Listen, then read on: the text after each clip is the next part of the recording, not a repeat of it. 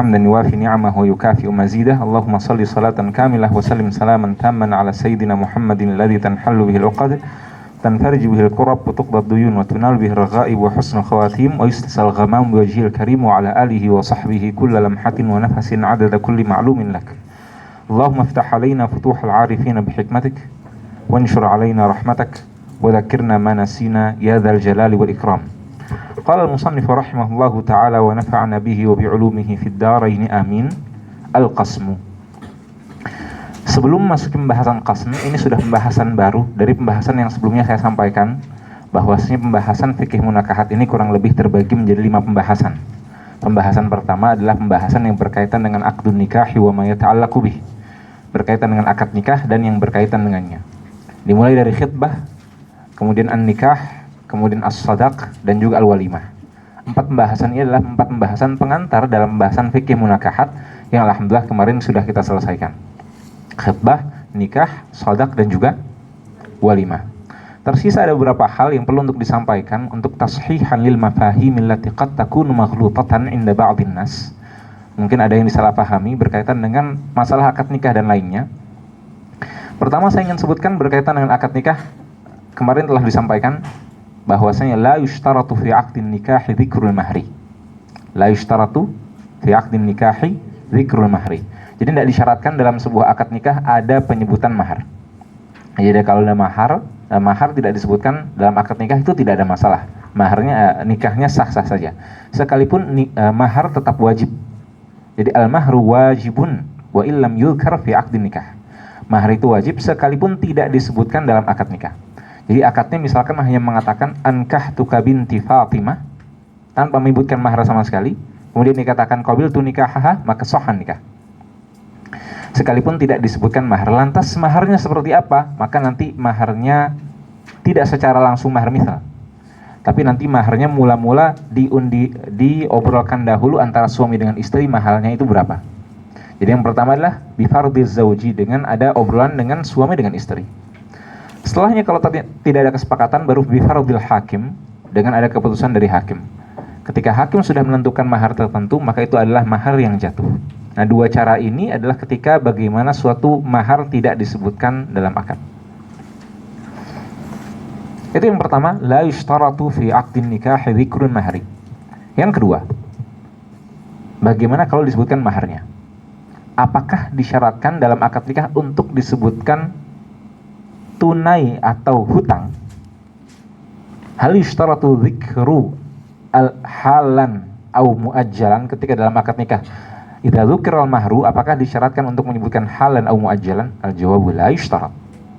Jadi tidak disyaratkan untuk menyebutkan tunai atau hutang. Jadi bagi seorang yang suami yang dia ingin membayarkan mahar tapi maharnya hutang, tapi dia malu misalkan, kalau misalkan disebutkan saya nikahkan putri saya dengan uang 20 juta hutang. Dia malu misalkan kalau disebutkan hutang, maka tidak apa-apa, tidak disebutkan. Cukup disebutkan saya nikahkan putri saya Fatimah dengan uang 20 juta. Maka sahih. Karena pembahasan seperti ini sebenarnya akdun nikah itu kabaqiyatil uqud, sama saja seperti akad-akad yang lainnya. Dalam jual beli, kita ketika menyebutkan dalam akad jual beli cukup kita katakan bi'tuka hadzal kitab bi'20 junaihan misalkan. Tanpa harus menyebutkan apakah halan atau muajjalan. Maka akad nikah juga seperti itu. Karena akdun nikah kabaqiyatil uqud, akad nikah sama seperti akad-akad yang lainnya. Makanya sebelumnya ketika disebutkan syurutus sighatin nikah, maka disebutkan syurutus sighatin nikah itu syurutus sighati al-bai', sama dengan syarat sighah bai', karena hukum asalnya akad nikah itu sama dengan akad-akad yang lainnya. Hanya saja akad nikah punya karakteristik beberapa sedikit hal yang berbeda, yang dimana datang dalil-dalil khusus yang berbicara tentang itu. Seperti itu misalkan ishtiratul wali, ishtiratus syahidain. 2 hal ini tidak disyaratkan dalam akad-akad yang lainnya, tapi dalam akad nikah diharuskan. Itu karena memang ada dalil-dalil khusus yang berbicara tentangnya. Tapi kalau selain itu, maka tidak disyaratkan, maka tidak ada syarat tambahan, melainkan sama saja seperti akad-akad yang lain. Termasuk yang kemarin sempat disinggung oleh Haikal, saya ngobrol dengan Haikal, apakah hal yushtaratu fi 'aqdin nikahi an yakuna bi nafasin wahid? Apakah harus ketika mengucapkan ijab qabul itu nafasnya harus 1? Saya terima nikahnya fulanah binti fulan, batuk. Apakah kemudian harus diulang dari awal? Atau misalkan saya nikahkan Tiba-tiba dia berhenti, nafas dulu, kemudian lanjut lagi. Apakah disyaratkan dari awal? Jawabannya sama saja seperti kita sedang melaksanakan jual beli. Gak ada bedanya antara akad nikah dengan akad jual beli. Apakah akad jual beli akan bermasalah ketika kita lagi mengatakan saya terima belinya, tiba-tiba dia ada batuk, tiba-tiba dia ada sendat nafas? Tidak ada masalah sama sekali. Jadi tidak disyaratkan dalam akad nikah harus dengan satu nafas. Yang disyaratkan dalam akad nikah itu hanya hal simple yang dibahasakan oleh para ulama dengan ittisalul ijab bil qabul. Ittisalul ijab bil qabul, ijab setelahnya langsung muttasilan bil qabul. Langsung ketika dikatakan ijab, suami tidak menggunakan waktu lama, langsung mengatakan qabulnya. Jadi ketika dikatakan saya nikahkan putri saya dengan mahar sekian, suami langsung mengatakan saya terima nikahnya fulanah binti fulan dengan mahar sekian. Sekalipun dia agak terbata-bata dalam berbicaranya, sekalipun dia agak tersendat suaranya dalam berbicara, sekalipun tidak dalam satu nafas, maka itu tidak ada masalah. Karena akad nikah itu sama seperti akad-akad yang lainnya, tidak ada persyaratan yang lebih. Jadi ketika kita baca tidak ada syarat itu dengan satu nafas, maka tidak apa-apa yang kalau misalkan tidak ada hal seperti itu. Tamam, itu beberapa hal yang penting yang karena sering disalahpahami. Karena di Indonesia, saya pernah dengar dari om saya ketika dengar dari om saya cerita bahwasanya om saya akad nikahnya sampai diulang 3 kali. Gara-gara katanya salah omong atau tidak satu nafas. Nah itu sebenarnya tidak diharuskan. Seharusnya kalau menurut saya dengan penghulu KUA sekarang, penghulu KUH harusnya sudah paham.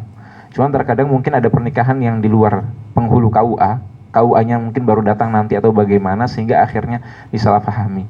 Termasuk budaya yang sekarang saya lihat sudah mulai ditinggalkan di Indonesia adalah ucapan sah. Jadi biasanya setelah akad nikah kan ditanyakan oleh penghulu sah. Nah itu sah tidak perlu yang menjawab orang-orang semuanya dari jamaah hadirin menjawab sah, tapi cukup yang mengatakan sah adalah saksi, 2 saksinya itu cukup. Karena saksi melihat apakah perjalanan akad nikah itu sudah benar atau tidak, apakah ada kesalahan dalam akad nikah itu atau tidak. Kalau misalkan saksi melihat akad nikahnya sudah aman, misalkan penghulu mengatakan maharnya 10 juta, kemudian zauj juga mengatakan maharnya 10 juta juga, maka di sini tidak ada masalah. Tapi kalau ternyata penghulu mengatakan, atau misalkan afwan, wali mengatakan bahwasanya maharnya 10 juta, tapi zauj mengatakan maharnya 5 juta, ada perbedaan dalam penyebutannya, maka ini akadnya tidak sah. Karena di antara syarat silwah adalah at-tawafuqu fil makna, harus sama dalam maknanya. Jadi kalau yang disebutkan maharnya 5 juta, maka harus 5 juta juga. Nah syarat-syarat silwah itu bisa kalian baca semuanya dalam Aqdul Bai, dalam awal paling pertama Babul Bai, disitu disebutkan ada 9 syarat dalam silwah. 9 syarat dalam silwah ini juga disyaratkan dalam beberapa akad yang lain, termasuk salah satunya adalah akad nikah. Ada? Ada 13. Ahsan, jazakallah khairan. Itu berkaitan dengan akad nikah. Hal min su'alin akhar?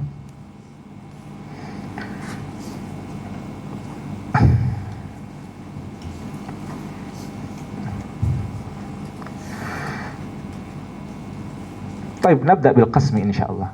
Qala rahimahullah al-qasmu. Dalam fikih ada 2 bab yang mirip yang jangan sampai kita tertukar.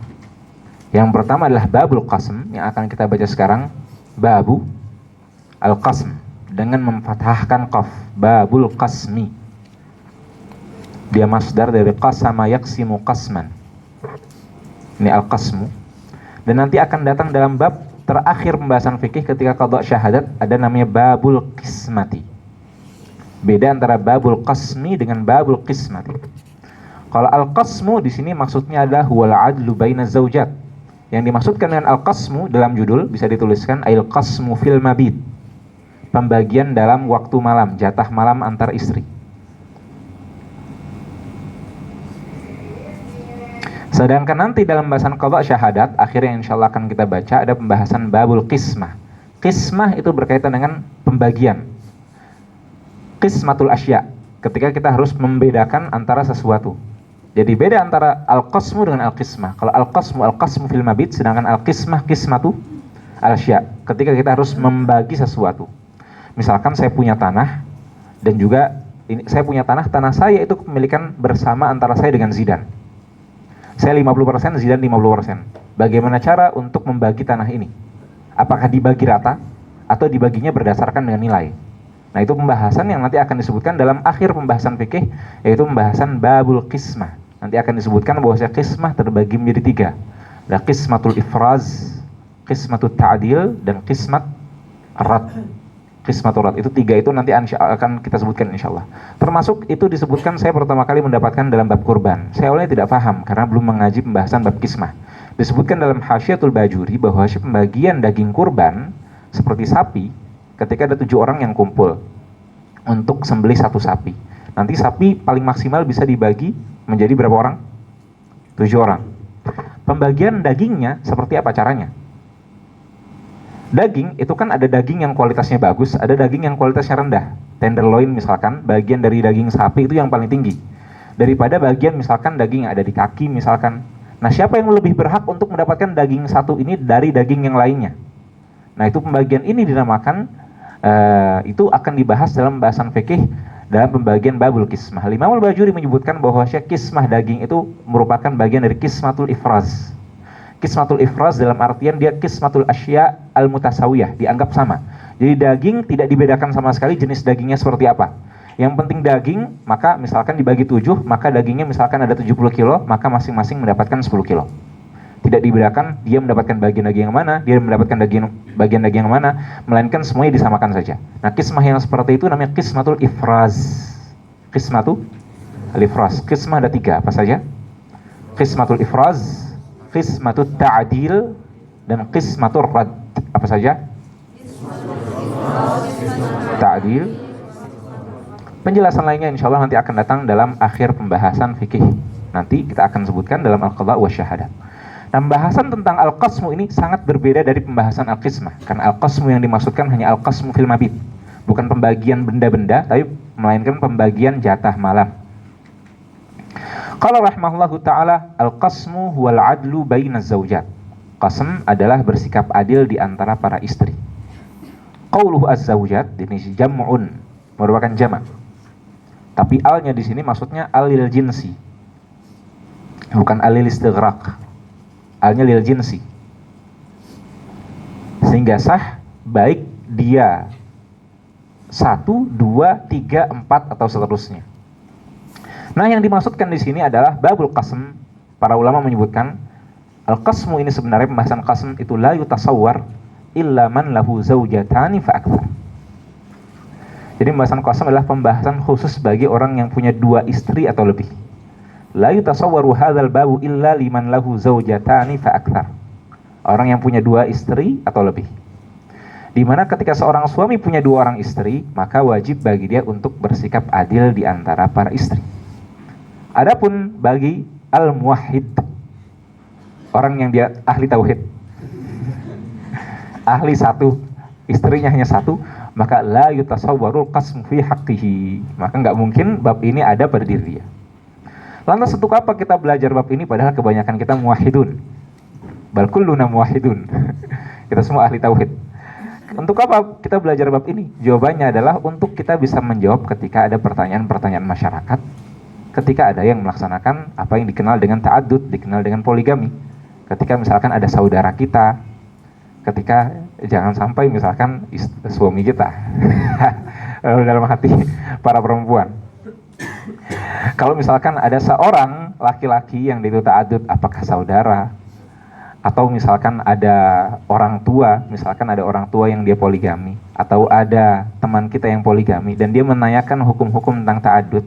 Nah, dengan kita mempelajari bab ini, kita mengetahui bagaimana batasan-batasan ta'addud dalam hukum Islam itu, seperti apa yang dinamakan sebagai adil dalam hukum Islam. Karena bersikap adil di antara para istri, Allah sebutkan dalam Al-Quran bahwasanya wala tastati'u an ta'dilu bainan nisa'i walau harastum. Kalian tidak akan bisa untuk bersikap adil di antara para perempuan sekalipun kalian berusaha habis-habisan. Nah, kalau kasusnya memang ada yang ta'addud, lantas bagaimana cara bersikap adilnya? Nah, sebelum pembahasan itu ada satu pembahasan yang menarik. Al-aslu fin nikah. Halil aslu fin nikah at-ta'addud awil ifrat. Apakah hukum asal dalam menikah itu menikah 1 istri, atau hukum asalnya bagi seorang laki-laki menikah itu istrinya banyak? Pernah saya dapat satu kisah dari seorang ulama Saudi. Syekh Ahmad Ma'bad kalau nggak salah. Syekh Ahmad Ma'bad yang cerita. Atau ulama lain yang datang ke ulama Saudi, begitu datang ke rumahnya kemudian ditanyakan,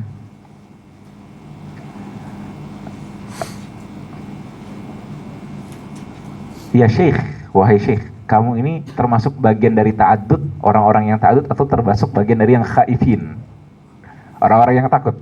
Karena Allah Subhanahu wa taala dalam Al-Qur'an mengatakan, "Fankihu ma taba lakum minan nisa'i mathna wa thulatha wa ruba' fa in khiftum alla ta'dilu fawahidatan." Sebagian mazhab melihat bahwasanya al-aslu fin nikahi ta'addud. Karena kenapa? Lihat perintah Allah Subhanahu wa taala. Apa kata Allah Subhanahu wa taala? Fankihu ma taba lakum minan nisa'i mathna wa thulatha wa ruba'. Allah mula-mula memerintahkan untuk 2, 3 atau 4. Artinya asalnya kita menikah itu minimal 2 atau 3 atau 4. Tapi pengecualian fa in khiftum, kalau kalian khawatir, kalau kalian takut alla ta'dilu, kalian tidak bisa bersikap adil, fawahidatan aw ma malakat aymanukum, maka silahkan menikah satu orang. Nah, dalam mazhab Syafi'i yunzar hadza. Bisa dibahas. Kalau nggak salah Imam Al-Khatib Asy-Syirbini rahimahullah dalam Al-Iqna beliau membahas ini. Bisa kalian lihat nanti. Apakah menikah dalam mazhab Syafi'i hukum asalnya ta'adud atau hukum asalnya itu ifrat? Hukum asalnya satu atau hukum asalnya itu banyak? Nah, ulama ada khilaf dalam masalah ini, apakah hukum asalnya menikah itu banyak atau tidak.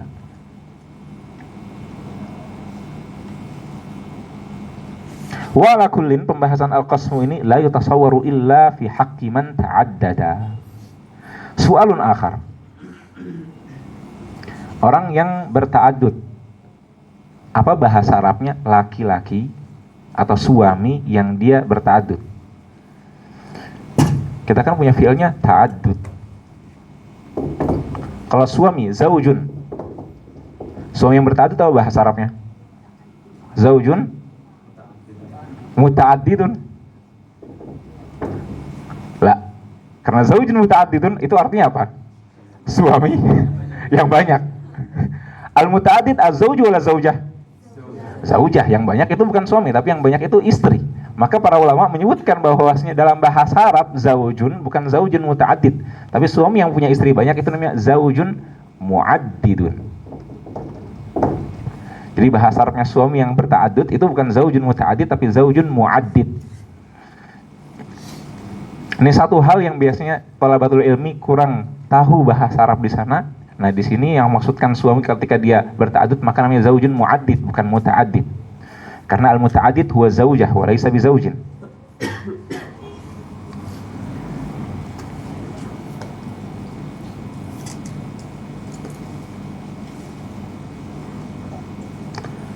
Qala rahimahullahu ta'ala al-qasmu wal 'adlu baina zaujat.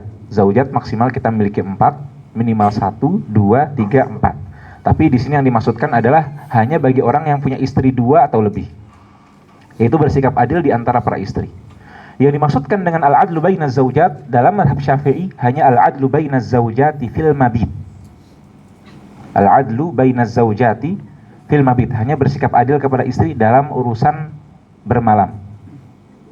Artinya dalam mazhab Syafi'i yang wajib adalah al-'adlu baina zaujati fil mabit. Artinya kalau misalkan ada laki-laki dia punya istri 3, kalau satu istri mendapatkan jatah 1 malam, maka yang lainnya juga 1 malam. Jadi harus al-'adlu, maksudnya di sini at-tasawi, harus sama rata. Ketika yang satu mendapatkan 2 malam, maka yang lain juga 2 malam. Yang satu mendapatkan 3 malam, maka yang lain juga 3 malam. Dan tidak boleh lebih dari 3.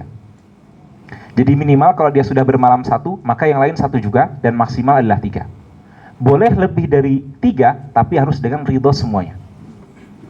Jadi boleh misalkan dia punya 1 istri di Jakarta, 1 istri di Bandung, 1 istri di Surabaya, kemudian 1 istri di IKN.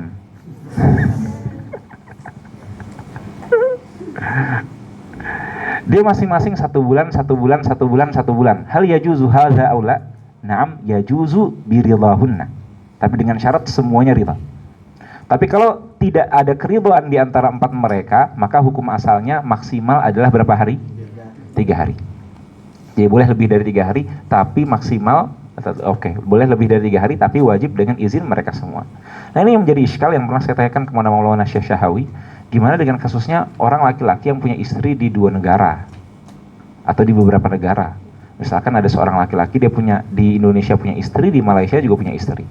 Masalahnya adalah kadang dia setahun di Indonesia, kemudian setahun kemudian di Malaysia. Bagaimana yang seperti ini? Ya kalau kita lihat dari nas yang disebutkan saya barusan, maka boleh-boleh saja selagi dua-duanya ridho. Tapi bagaimana kalau misalkan sebenarnya nggak ridho, tapi terpaksa 6 bulan misalkan dibagi seperti itu, bagaimana? Makanya persoalan ta'adud ini persoalan yang sangat berbahaya. La yatasadda li ta'addudi illa rajulun rajul. Ketika dia benar-benar laki-laki, dia memang bisa untuk bersikap adil di antara para istri. Kalau tidak, maka Nabi Shallallahu Alaihi Wasallam menyebutkan dalam suatu hadis, barang siapa yang dia punya 2 istri dan dia condong kepada salah satu di antara keduanya, maka fa innahu, maka pada hari kiamat nantinya dia akan dibangkitkan wa syiqquhu ma'ilun, dan syikh dia itu akan condong. Jadi badan dia akan condong rusak beneran karena dia tidak bersikap adil di antara para istrinya. Makanya bersikap adil di antara para istri bagi seorang laki-laki yang berpoligami itu sangat penting. Tapi kalau tidak berani atau tidak bisa untuk bersikap adil, maka lebih baik tidak ta'adud. Cukup istrinya satu saja. Oke, al-adlu baina zaujat di sini maksudnya al-adlu fi madza? Fil mabiti faqat, tulis faqat. Fil mabiti faqat. Tidak harus untuk adil dalam hal lainnya. Contohnya la yajibul adlu fil hadiyah. Tidak wajib adil dalam fil i'ta, dalam pemberian. Jadi kalau misalkan satu laki-laki punya 2 istri, yang satu misalkan dikasih HP iPhone, maka nggak ada masalah ketika HP yang satunya Xiaomi. Ketika satunya misalkan dikasih tas yang bagus, maka nggak ada masalah ketika yang lain HP-nya itu tasnya biasa-biasa aja. Jangan kemudian istri yang lain begitu ngelihat ada instastory istri yang satunya ngupload sesuatu, akhirnya dia iri dan minta untuk dibelikan lagi yang lain. Sebenarnya tidak wajib bagi suami untuk memberikan hal tersebut kepada istri yang lain. Karena dalam mazhab Syafi'i, yajibul adlu fi madza? Fil mabiti faqat la fil i'ta. Tidak diwajibkan untuk menyamakan at-taswiyatu fil i'ta, fil hadiyah. Tidak wajib ada kesamaan dalam pemberian hadiah. Jadi terserah suami mau memberikan hadiah apa. Lantas bersikap adil ketika poligami itu apa? Bersikap adil hanya dalam masalah bermalam saja. Jadi cukup bermalamnya satu, maka tidak ada masalah ketika ada hal-hal lain yang berbeda.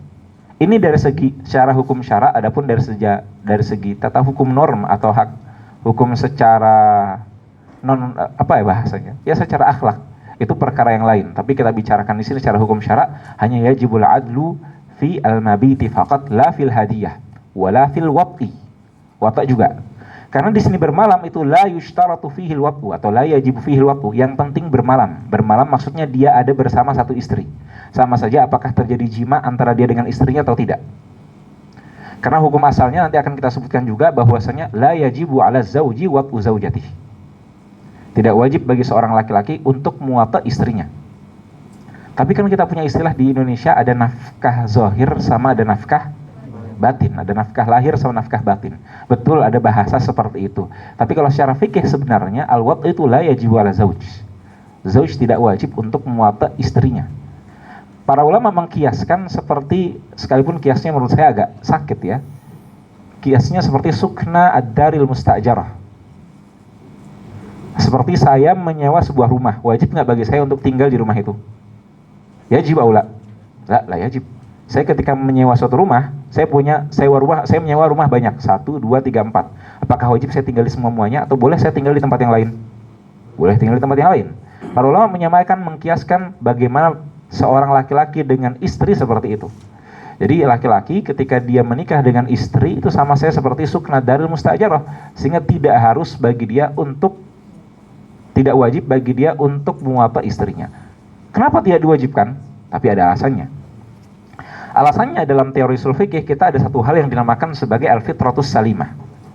Jadi di antara min masadir ushul fiqh adalah al-fitratus salimah, fitrah manusia. Ada satu kaidah yang disebutkan dalam ushul fikih bahwasanya syariat itu la yuju syai'an idza kana hunaka fitratun salimah. Syariat tidak mewajibkan sesuatu ketika di sana sudah ada bawaan fitrah bagi manusia. Contoh misalkan, al-aklu, makan hukumnya wajib atau tidak? Makan yang wajib itu makan untuk menjaga diri, tapi makan secara umum hukumnya mubah atau hukumnya wajib? mubah. Kenapa tidak diwajibkan oleh syariat? Karena seorang manusia nggak usah disuruh makan pun pasti makan. Sama halnya dengan nikah, juga dengan wata. Seorang laki-laki nggak disuruh untuk wata pun pasti dia wata. Maka syariat dengan dalam hal-hal yang di sana ada fitrah tidak perlu untuk mewajibkan sesuatu. Tidak diwajibkan bagi suami untuk memwata istrinya. Silahkan bagi seorang suami untuk memwatanya kalau dia mau, silahkan. Tapi kalau tidak mau juga silahkan, itu hak dia. Dan umumnya seorang yang punya fitrah salimah, punya fitrah yang baik, fitrah yang benar, bukan orang yang salah, maka tentunya bagi dia pasti dia akan memberikan nafkah batin apa yang dibahasakan oleh orang-orang kepada istrinya, yaitu wata. Tapi secara hukum syara, hukumnya adalah tidak wajib, akan tapi yusan, hanya disunahkan. Jadi yusan alla yu'attila zaujatah, disunahkan bagi dia tidak menganggurkan istrinya.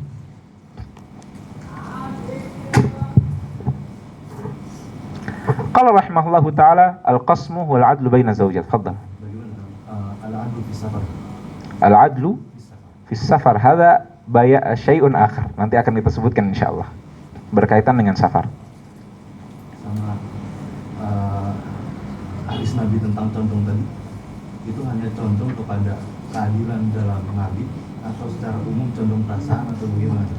Condong keadilan dalam mabit. Ini yang ditafsirkan oleh mazhab Syafi'i. Tapi kalau perasaan ini urusan hati, dan urusan hati tidak dimiliki oleh suami.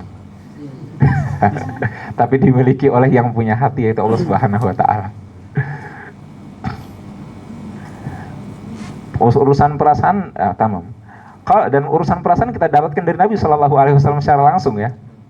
Bagaimana Sayyidah Aisyah radhiyallahu anha, istri yang sering kali dipuji oleh Nabi Shallallahu alaihi wasallam, yang dalam sebuah hadis disebutkan bahwa fadlu Aisyah ta'ala sairin nisa kafadli ath-tharidi ala sairit ta'am.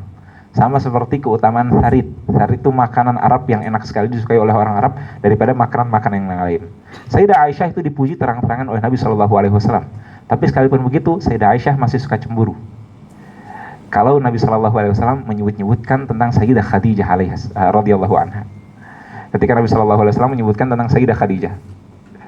Dan ini menunjukkan bahwa bagaimana Sayyidah Khadijah radhiyallahu anha punya tempat khusus di hati Nabi Shallallahu alaihi wasallam. Artinya, Nabi istri beliau banyak, istri beliau tidak hanya 9 ya. Istri beliau itu ada belasan, ada lebih dari 9, bukan 11 juga, ada belasan. Istri beliau ada lebih banyak, bisa dibaca di antara dalam kitab Nurul Uyun karya Ibnu Sayyidin Nas rahimahullahu taala. Ada beberapa istri beliau yang cuma 1 malam kemudian setelahnya langsung pisah. Karena Nabi Shallallahu alaihi wasallam pernah menikah dengan seorang perempuan, begitu kemudian bermalam dengannya ternyata terlihat perempuannya ada penyakit kulit. Akhirnya langsung beliau suruh pulang istri beliau tersebut kepada keluarganya. Ada yang seperti itu. Makanya nanti akan kita sebutkan dalam pembahasan nikah ada namanya fasakh. Nah, di antara sebab kita bisa memfasakh, memisahkan pernikahan selain talak, nanti akan kita sebutkan di sini fasakh, adalah ketika ada aib pada zaujah atau zauj. Di antaranya adalah penyakit kulit. Ketika didapatkan misalkan ada penyakit kulit, yaitu misalkan ada baras atau ada juzam bahasa Arabnya, maka di sana diperbolehkan adanya pernikahan. Afwan, diperbolehkan adanya fasakh. Nah, Nabi Shallallahu alaihi wasallam istri beliau banyak, tapi hati beliau condong kepada salah satu di antara yang lainnya. Sehingga condong berkaitan dengan fil umuril qalbiyah ini la ba'sa bihi, tidak ada masalahnya. Tapi yang diminta bagi kita adalah tidak boleh condong dalam masalah bermalam. Dalam masalah bermalam artinya apa? Kalau Farhan misalkan punya 2 istri. Misalkan Farhan punya 2 istri. Maka nggak boleh ketika jatah malamnya istri A, jatahnya istri Fatimah, ketika malamnya Fatimah, Farhan curi-curi main ke rumah istrinya Aisyah, istri yang lain. Nggak boleh curi-curi seperti itu, karena ini jatahnya Fatimah, maka nggak boleh kepada main untuk jatahnya Aisyah, baik di malam hari maupun di siang hari. Jangan sampai kemudian Farhan dari kantornya, rumahnya Fatimah jauh ini, mampirlah ke rumahnya Aisyah. Nah, nggak boleh seperti itu. Karena ini bentuk bagian tidak adil antar para istri. Karena keadilan adalah ketika membagi malamnya dengan baik. Lah, tapi ini kan siang. Betul, siang itu bukan bagian jatah malam. Tapi an-naharu tabi'un lil-laili. Maka fayat bawa hukmahu. Karena kita punya kaidah fikih yang mengatakan at-tabi'u tabi'un. Tabi itu tabi sehingga mengikuti hukum dari asalnya. Saya tibayanuhu insyaallah.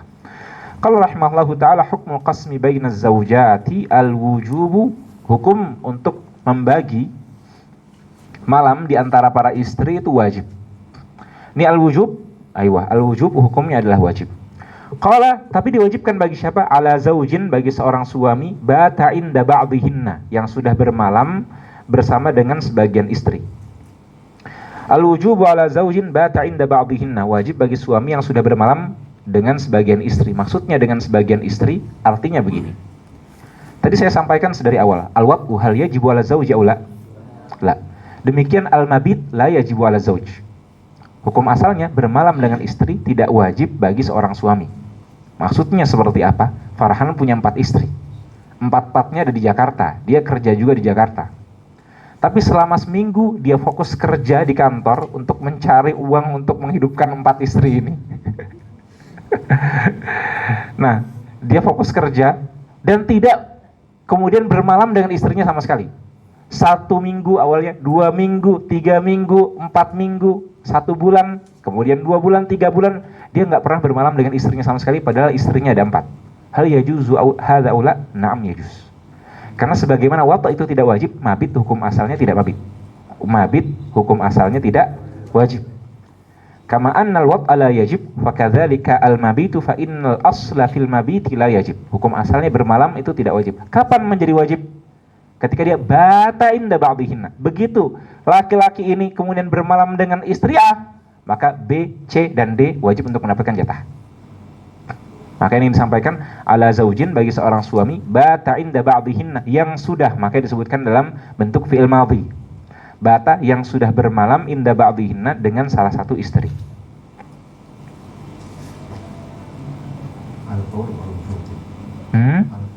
Al-fawr atau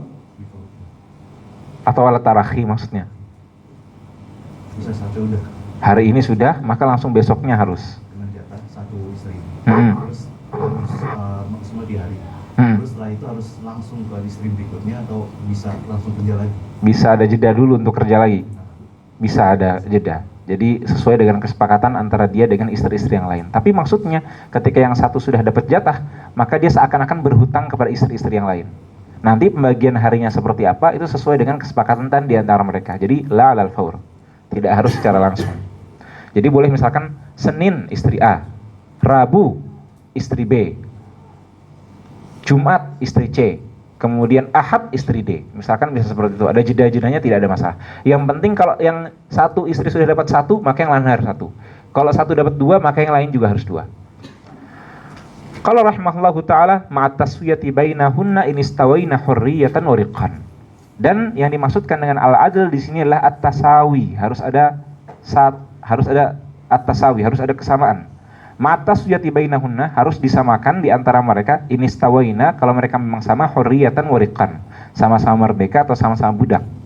Kalau istrinya semuanya merdeka, maka harus sama. 1, 1, 1. Tapi kalau misalkan istrinya budak, maka nanti akan ada perbedaan. Kalau wa illa, tidak. Bagaimana kalau dia punya istri, satunya istrinya merdeka sedangkan satunya budak? Maka disampaikan di sini, fayaj'alu lil hurratil khalisati mithlai ma liman fi harikun. Maka dia menjadikan bagi istri yang merdeka itu mithlai, 2 kali lipat daripada istri yang ada sifat kebudakan di sana. Istri yang budak maksudnya. Maka kalau istri yang budak dapat 1, maka istri yang merdeka dapat berapa? 2 malam. Karena kaidah fikihnya adalah lil hurri bi'fu malir raqiqi. Bagi orang yang merdeka, bi'fu malir raqiqi. 2 kali lipat bagi orang yang budak. Apa kaidahnya? Lil hurri bi'fu malir raqiqi.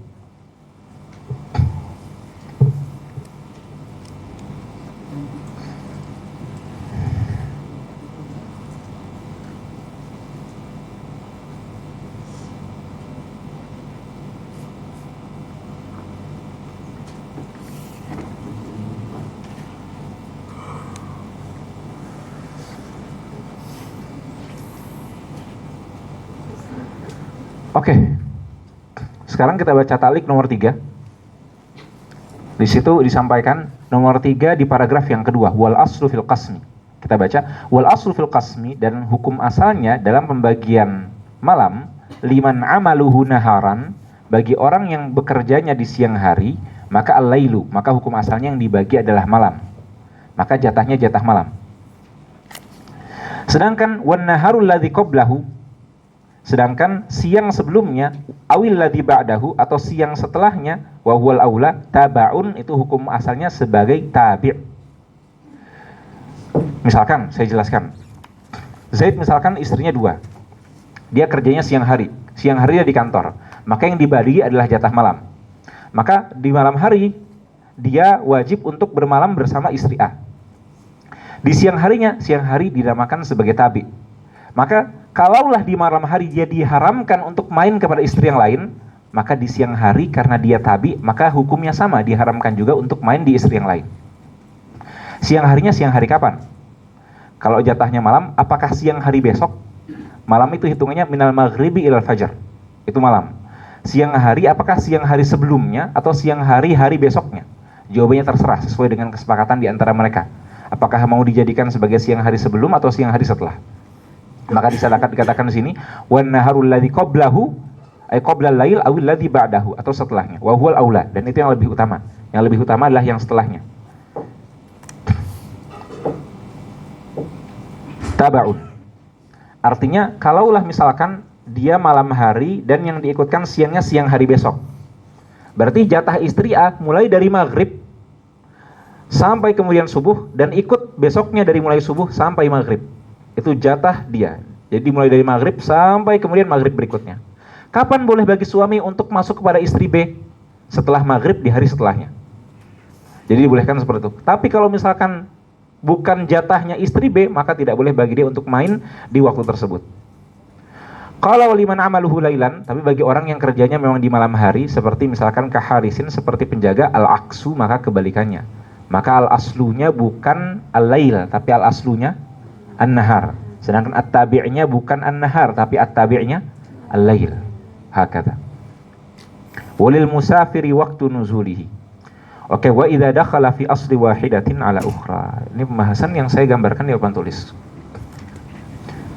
Ad-dukhulu ala zaujatin ukhra. Apa hukumnya untuk masuk ke rumah istri yang lain? Sekarang kita bahas apa yang dimaksudkan dengan rumah dalam istilah fuqaha. Para ulama menyebutkan bahwasanya wajib bagi suami untuk memberikan rumah untuk masing-masing istri ketika istrinya ada banyak. Yang dimaksudkan rumah, apakah rumah atau cukup dengan ghurfah, kamar? Jawabannya cukup dengan kamar, tidak harus bangunan sendiri. Jadi misalkan satu bangunan, satu atap, ini misalkan kayak kos-kosan, ini istri A, ini istri B, ini istri C, ini istri D, tapi mereka ada di satu atap yang sama, itu tidak ada masalah. Jadi tidak diharuskan. Yang tidak boleh adalah menggabungkan semuanya 4 istrinya, kamarnya satu. Jadi laki-laki punya 4 istri dan kamarnya satu, itu tidak diperbolehkan, kecuali kalau mereka semuanya ridho. Wa hadza yakat an yakun mustahilan. Menikah lagi saja mustahil, apalagi digabungkan menjadi istrinya banyak, tambah mustahil. Nah, dukhulu ala zaujatin ukhra, apa hukumnya dia masuk kepada rumah istri yang lain padahal bukan bagiannya? Jawabannya hukum asalnya adalah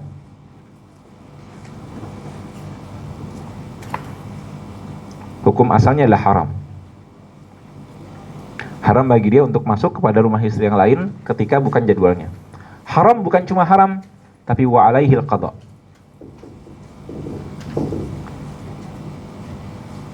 Jatahnya istri A, dia malah masuk kepada rumahnya istri B. Maka di sini istri A wajib untuk mendapatkan ganti karena si suami telah masuk kepada istri yang lain padahal bukan haknya. Yang dibahasakan oleh para ulama dengan qada. Jadi ada qada dalam masalah naubah. Naubah adalah jatah malam. Haram. Nah, kecuali ketika ada kondisi darurat. Misalkan rumah si istrinya kebakaran dan suami harus datang untuk menyelamatkan si istri. Padahal bukan jatahnya, apakah boleh masuk? Boleh, karena ada darurat. Atau misalkan istrinya sakit parah, sehingga harus diberikan obat, maka boleh datang karena adanya darurat. Nah, para ulama dalam hal ini membaginya menjadi 2 klasifikasi.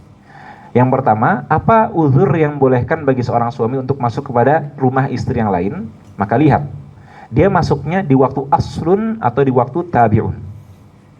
Waktu aslun itu bisa jadi al-lail liman amaluhu nahar, dan bisa jadi an-nahar liman amaluhu lail. Nanti tabi itu sebaliknya.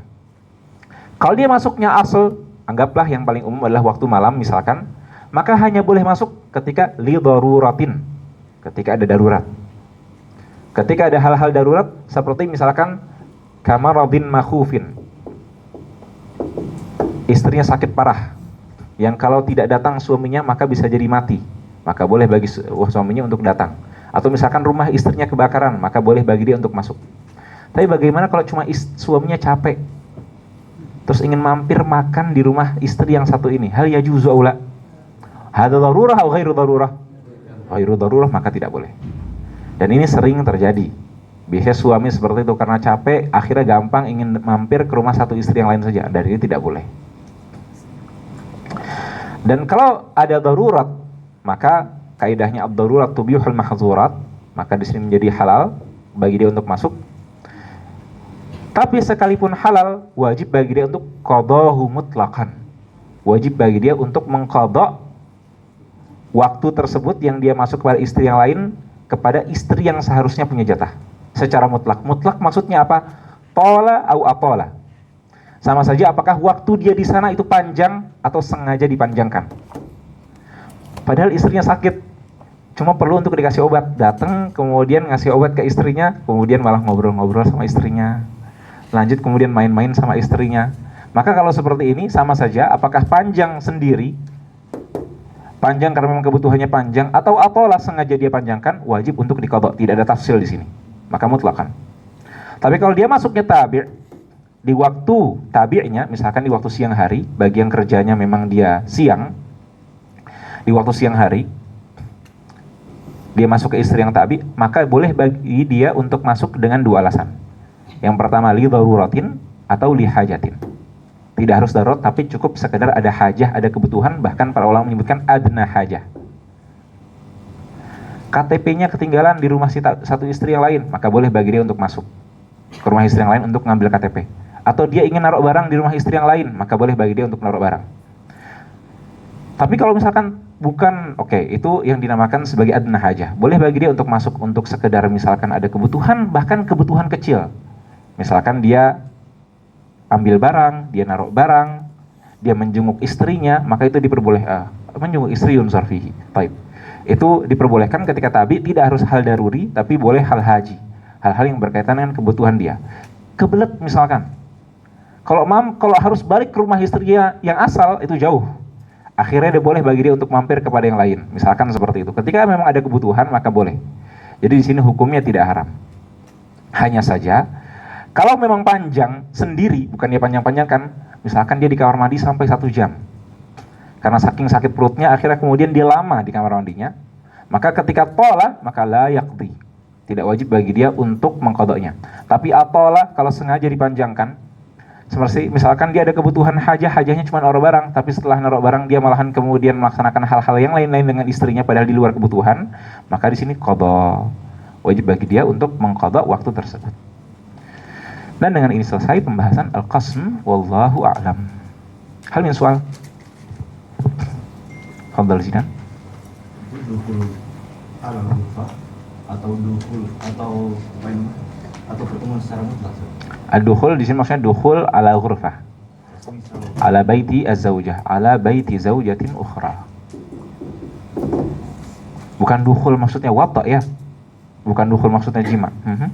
Kalau misalnya pertemuan di waktu tadi, misalnya ketemuan terus makan siang bareng gitu, Aywa, hal ya juzu aula. Dan wajib qadha Allah, Allahu a'lam. Pinjam pulpen sih ya? Nggak apa-apa pensil.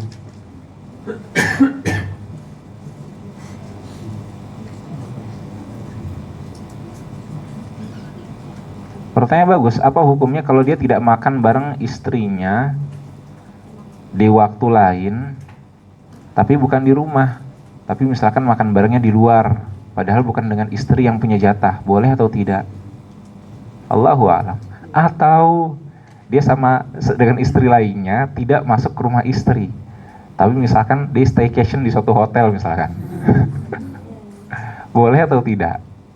Kan nggak masuk ke bait zaujah misalkan kalau ditanyakan seperti itu. Allahu a'lam. yunzar fi zalik. Tafsir arti mabitnya sih. Perlu ditafsir arti mabitnya. Arti mabit. Betul. Oh enggak, dukhulnya di sini yang perlu ditafsir. Apa yang dimaksudkan dengan dukhul? Apakah benar-benar masuk ke dalam rumah, dukhulul bait, masuk ke dalam rumah, atau seperti apa yang dimaksudkan dengan dukhulul bait?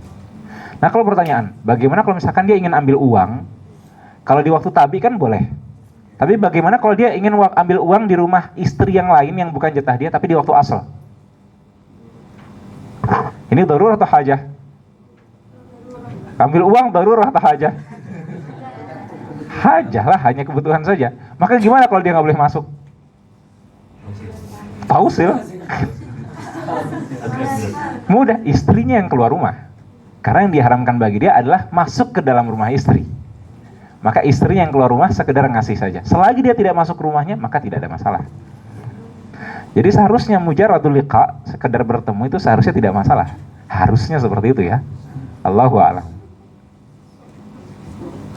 Tausil atau bisa juga ya. Ini ada alasan aja dia mau ketemu istri yang lain. Tausil bisa. Oh, transfer. Ya uangnya dia butuh uang cash. Tamam hakaza. Ada pertanyaan lain? Tausil kalau yang tausil ini suaminya ternyata. Tausil kalau yang makan tapi ingat tausil suaminya ketemu dia. Ya sudah, nggak usah masuk ke rumahnya, ngasih depan pintu aja. Ada pertanyaan lain? Yang ini tadi jawaban apa pertanyaan minta kaum musafir bagaimana? Oh iya, berkaitan dengan safar ya. Jadi kalau berkaitan dengan safar, apakah wajib untuk bersikap adil di antara zaujah dalam berkaitan dengan safar? Jawabannya wajib juga, sehingga bisa ditambahkan dengan masalah mabit. Betul, bisa yulhaqu bihi. Sehingga bisa ditambahkan, kalaulah ingin ditambahkan bahwasanya al-wujub harus wujubul adli fil mabiti was safar, dalam masalah safar. Tapi hukum asalnya suami kalau ingin safar harus bawa istri nggak? Oh, saya misalkan di Jakarta, saya ingin pergi ke Bandung, wajib nggak untuk saya bawa istri? Nggak wajib. Tapi kalau misalkan dia ingin bawa satu istri, maka dia harus bersikap adil dengan istri yang lain. Bagaimana bersikap adil dalam masalah safar? Jawabannya, satu, misalkan orang, dia punya banyak istri. Bagaimana milih istrinya yang ikut untuk safar? Jawabannya adalah dengan yang disebutkan oleh fuqaha biqur'atin, dengan qur'ah. Mahiyal qur'ah? Undian, maka diundi. Nama istrinya dimasukkan 4, kemudian siapa yang ditarik dan dia keluar, maka dia yang berhak untuk ikut dalam perjalanan safar. Itu adalah bentuk diantara adil dalam safar. Tapi itu tidak masuk ke dalam bagian qasam, karena kan kita tidak sedang membagi malam. Sehingga memang tidak perlu dimasukkan dalam masalah itu. Cuman itu perkara lain yang berkaitan dengan qasam, sehingga para ulama menyebutkannya dalam persoalan ini. Itu perkara berkaitan dengan al-adlu baina zaujat secara umum, tapi bukan masalah berkaitan dengan al-qasmu fil mabit. Tapi itu bentuk bersikap adil di antara istri. Dan Nabi SAW dahulu seperti itu ya. Beliau ketika ingin safar, beliau mengundi nama-nama istri beliau. Siapa yang keluar namanya, maka perempuan tersebut, maka istri tersebut ikut bersama Nabi SAW dalam safar.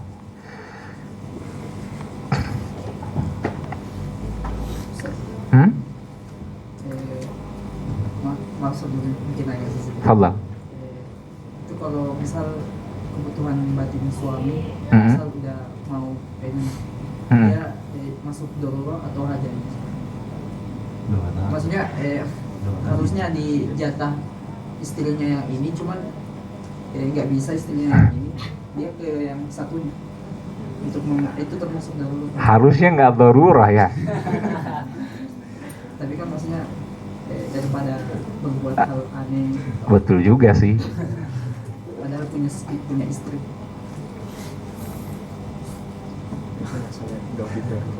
Ya, kita membutuhkan dawit dalam masalah ini. Allahu a'lam. Apakah wapa bagi memang yang sudah memuncak syahwatnya, boleh bagi dia untuk kemudian datang untuk kepada istri yang lain dengan alasan tersebut? Apakah boleh atau tidak? Karena misalkan seperti ini, dia di Jakarta, istri yang lain misalkan di Bandung. Kalau dia harus ke Bandung, padahal dia posisinya lagi di Jakarta, dan waktu itu jatah istri Bandung sebenarnya kan susah. Boleh nggak bagi dia untuk mampir saja langsung kepada istri yang Jakarta? Karena sudah tidak kuat untuk menahan nafsunya. Apakah boleh dalam kondisi seperti itu daripada dia melaksanakan hal yang diharamkan? Allahu a'lam. Hukum hibah. Hukum hibah. Hibatu ahsan Syekh Tarik, jazakallah khairan. Dalam pembahasan Al-Mabit, para ulama menyebutkan pembahasan yang unik, bahwasanya para ulama menyebutkan ada jatah-jatah malam itu dibahasakan namanya naubah. Naubah itu dari putaran. Karena naubah, karena dia berputar. Nah, para ulama menyebutkan bahwa yajuzu li zaujati hibatu naubatiha li zaujatin ukhra. Boleh bagi seorang istri untuk menghibahkan jatah malamnya untuk istri yang lain. Seperti salah satu istri Nabi Muhammad SAW yang dia mengatakan kepada Nabi SAW bahwasanya dia menghibahkan jatah malam dia kepada Sayyidah Aisyah radhiyallahu anha. Maka boleh untuk yajuzu hibatun naubah, tapi la yajuzu bai'uha. Nggak boleh untuk dijual. Jadi nggak boleh istri, kamu mau jatah malam aku diambil sama kamu, boleh aja, tapi kirimlah 5 juta gitu. Nggak boleh. Dibisniskan. Nggak boleh. Jadi yajuzu hibatuha, tapi wala yajuzu bai'uha. Dan kalau dia sudah menghibahkan, maka yajuzu lahar ruju'. Boleh bagi dia untuk merujuk. Ini termasuk mustasna dari bahwasanya ketika kita menghibahkan nggak boleh kita minta lagi. Karena disebutkan dalam hadis, barang siapa yang memberikan sesuatu kepada orang lain lantas dia minta lagi, itu sama aja seperti anjing yang menjilat ludahnya sendiri. Maka hibah tidak diperbolehkan untuk rujuk kecualikan dalam sebuah hadis, kecuali kalau misalkan yang minta rujuk adalah bapak atau ibu dari anaknya, maka boleh. Nah, di antara termasuk yang diistisnakan juga adalah boleh bagi seorang istri untuk menarik kembali hibahnya ketika dia memberikan naubah kepada istri lain. Summa qala al-musannif radhiyallahu anhu an-nushuz. Agak di luar konteks sedikit. Kalau misalnya ada yang bertanya, kenapa di Islam adanya poligami tapi nggak ada poliandri? Kalau misalnya ada yang bertanya seperti itu, jawaban ulama seperti apa? Allahu a'lam.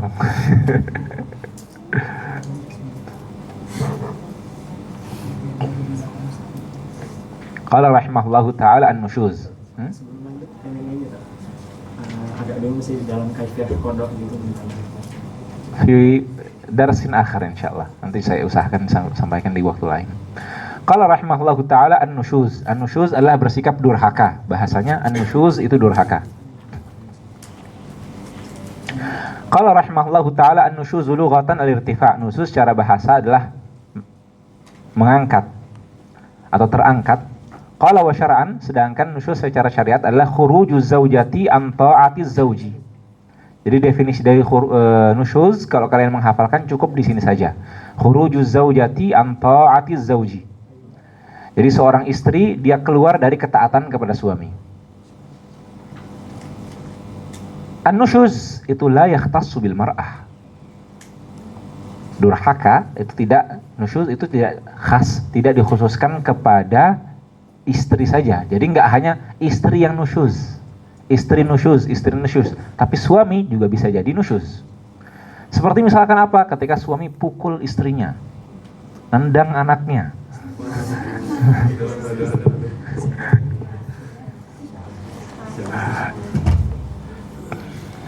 Ngakunya cuma 5 kali, padahal 5 tahun. Allahul musta'an. Hal-hal nusyuzun aula nusyuz. Tapi kenapa di sini dikatakan khurujuz zaujah? Istri yang keluar, bukan khurujuz zauji. Ahsan, li'anna al-ghaliba fin nusyuz maji'uhu minal mar'ah. Karena kebanyakan, wallahu a'lam, hakadza qala, bukan jawaban saya, ini jawaban para ulama. Li'anna al-ghalib, mungkin zaman dahulu wallahu a'lam, karena biasanya nusyuz itu perempuan. Katanya begitu. Tapi apakah ada laki-laki suami yang juga nusyuz? Ada, banyak.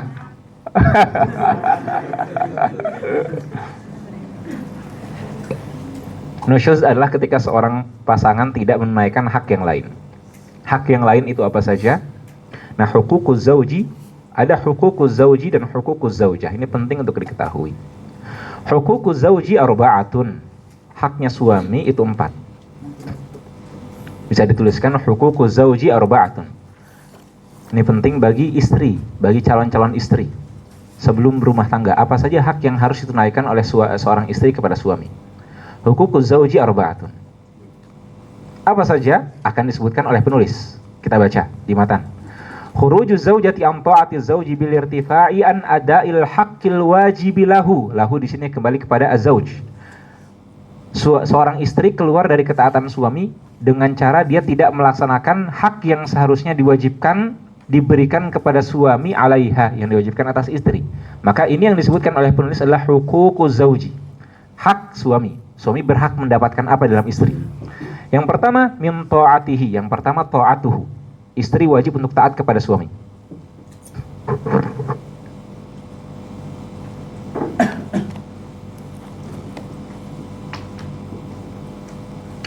Qala min ta'atihi, taat kepada suami. Taat kepada suami, taat dalam hal apa?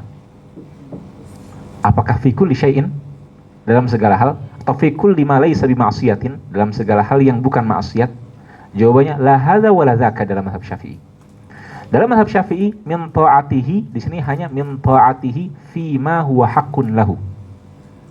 Mentaatinya pada hal yang merupakan hak bagi suami. Hak bagi suami itu apa? 4 ini. Kita baca, lanjutkan dahulu. Setelah kita baca nanti akan jelas. Yang kedua, wa mu'asyaratihi bil ma'ruf, mu'asyarah dengan ma'ruf, bermuamalah dengan baik, dengan cara istrinya tidak bersikap jahat kepada suaminya, seperti mengunci pintu untuk suami. Suaminya telat karena kelamaan nongkrong dengan teman-temannya. Akhirnya kemudian dikunci pintunya oleh istrinya. Hadza min bentuk nusyuz. Wa mu'asyaratihi bil ma'ruf. Kemudian ketiga, wa taslimi nafsiha lahu, memberikan dirinya untuk istri, untuk suaminya.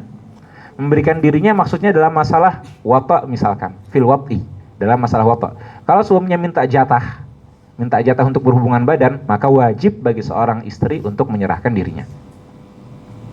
Dan terakhir, wa mulazamatil maskan, dan wajib bagi seorang istri untuk menetap di rumah, tidak keluar kemana-mana. Nah, 3 hal ini selain dari taat tadi itu merupakan hak suami. Nah, suami berhak untuk mendapatkan ketaatan dari istri pada hal yang merupakan hak bagi suami. Hak bagi suami itu apa? 3 hal ini. Maka istri harus taat dalam artian tidak bersikap jahat kepada suaminya. Istri harus kalau dipanggil suami untuk jima, maka harus mau. Istri kalau misalkan diminta suami, di rumah ya, jangan kemana-mana, maka harus mau. Hal-hal inilah suami berhak untuk mendapatkan ketaatan seorang istri. Tapi bagaimana kalau misalkan suami minta istri untuk buatkan teh, untuk buatkan masakan, untuk masak banyak untuk orang tuanya, untuk merawat fulan, untuk pergi buatkan ini, untuk cuci baju. Hal hadza min haqqi zauji aw la? Laisa min haqqi zauji.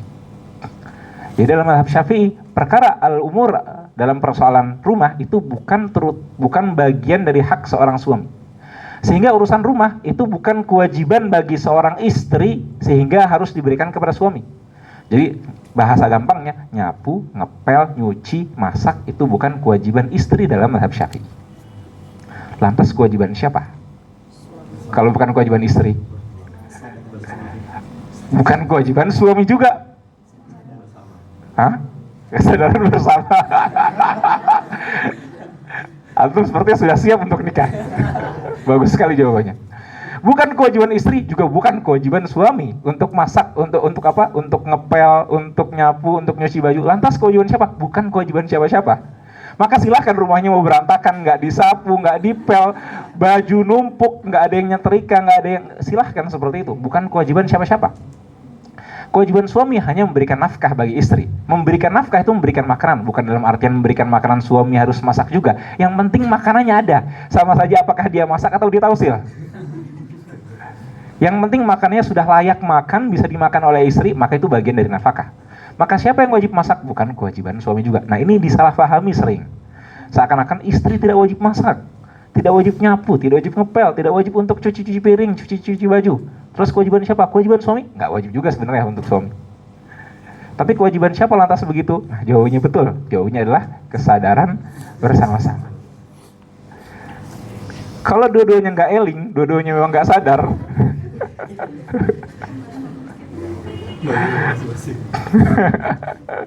makanya sudah hancur rumahnya. Makanya sebenarnya pernikahan itu bukan hanya berkaitan dengan kewajiban suami apa, kewajiban istri apa. melainkan harus ada kesadaran bersama di antara keduanya. Harus ada kepekaan untuk sama-sama untuk membangun rumah tangga. Makanya membangun rumah tangga itu bukan sekedar ini kewajiban siapa, ini kewajiban siapa. Siapa yang harus mengantar anak sekolah.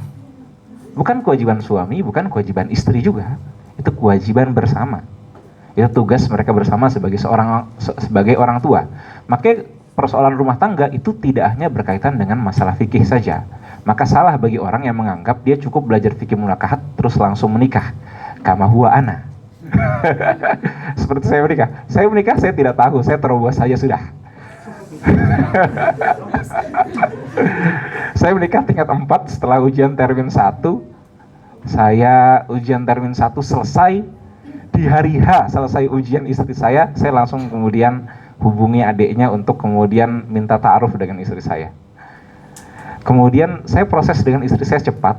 Saya ta'aruf cuma 2 minggu. Minggu depannya langsung khitbah, minggu depannya langsung penentuan tanggal. Jadi 1 bulan semua itu sudah selesai.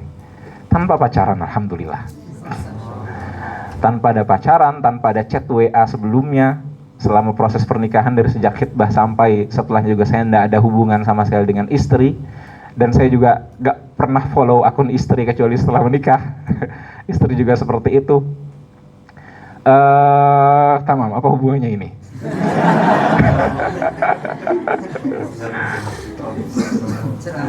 Langsung. Saya dahulu mengira bahwasanya nikah itu cukup yang penting fikih munakahat, tapi ternyata enggak. Setelahnya saya baru mengetahui bahwasanya ada istilah parenting Nikita Willy. Sama parenting ibu-ibu VOC.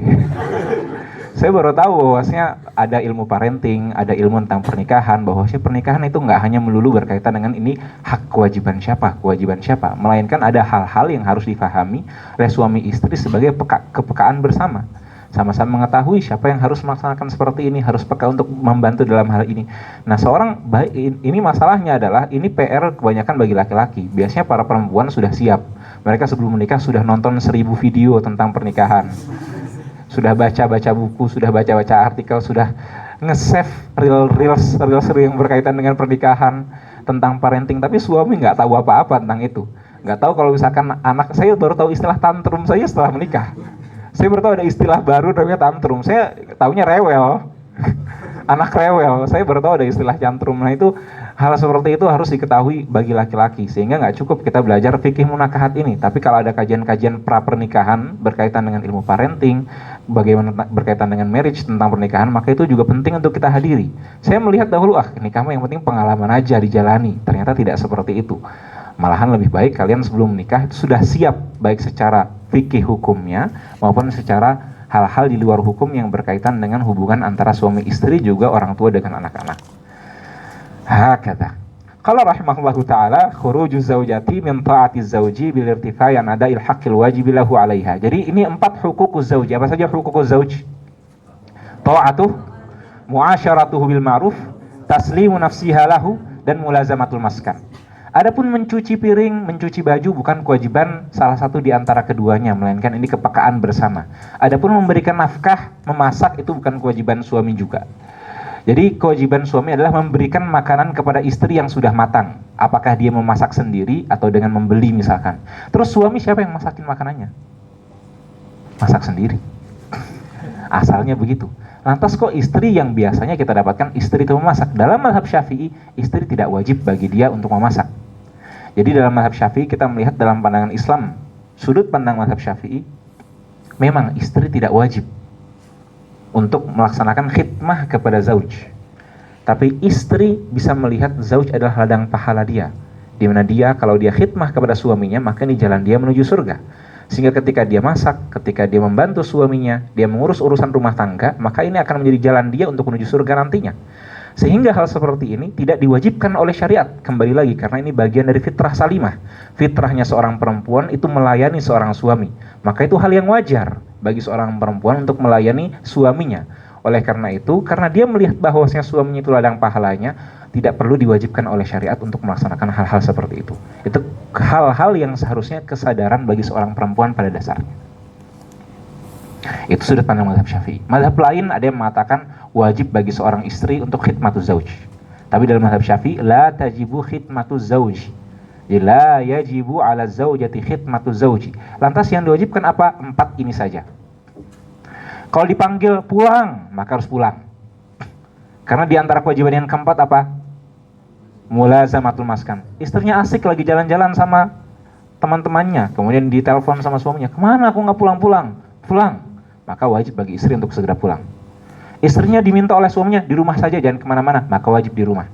Istrinya dipanggil oleh suaminya, sini masuk ke kamar, maka harus datang.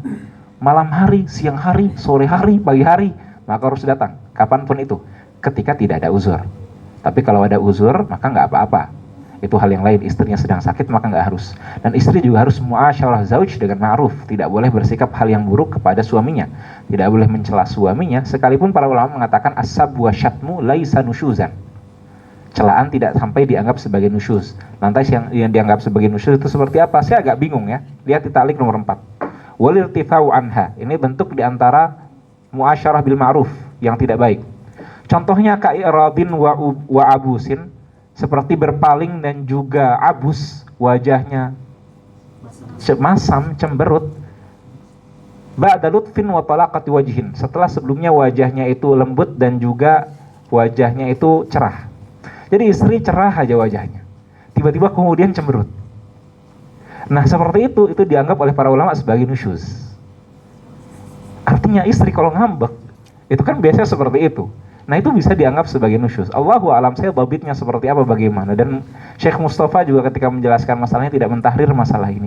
Karena istri cemberut itu makanan harian suami. Ini dianggap sebagai nusyuz.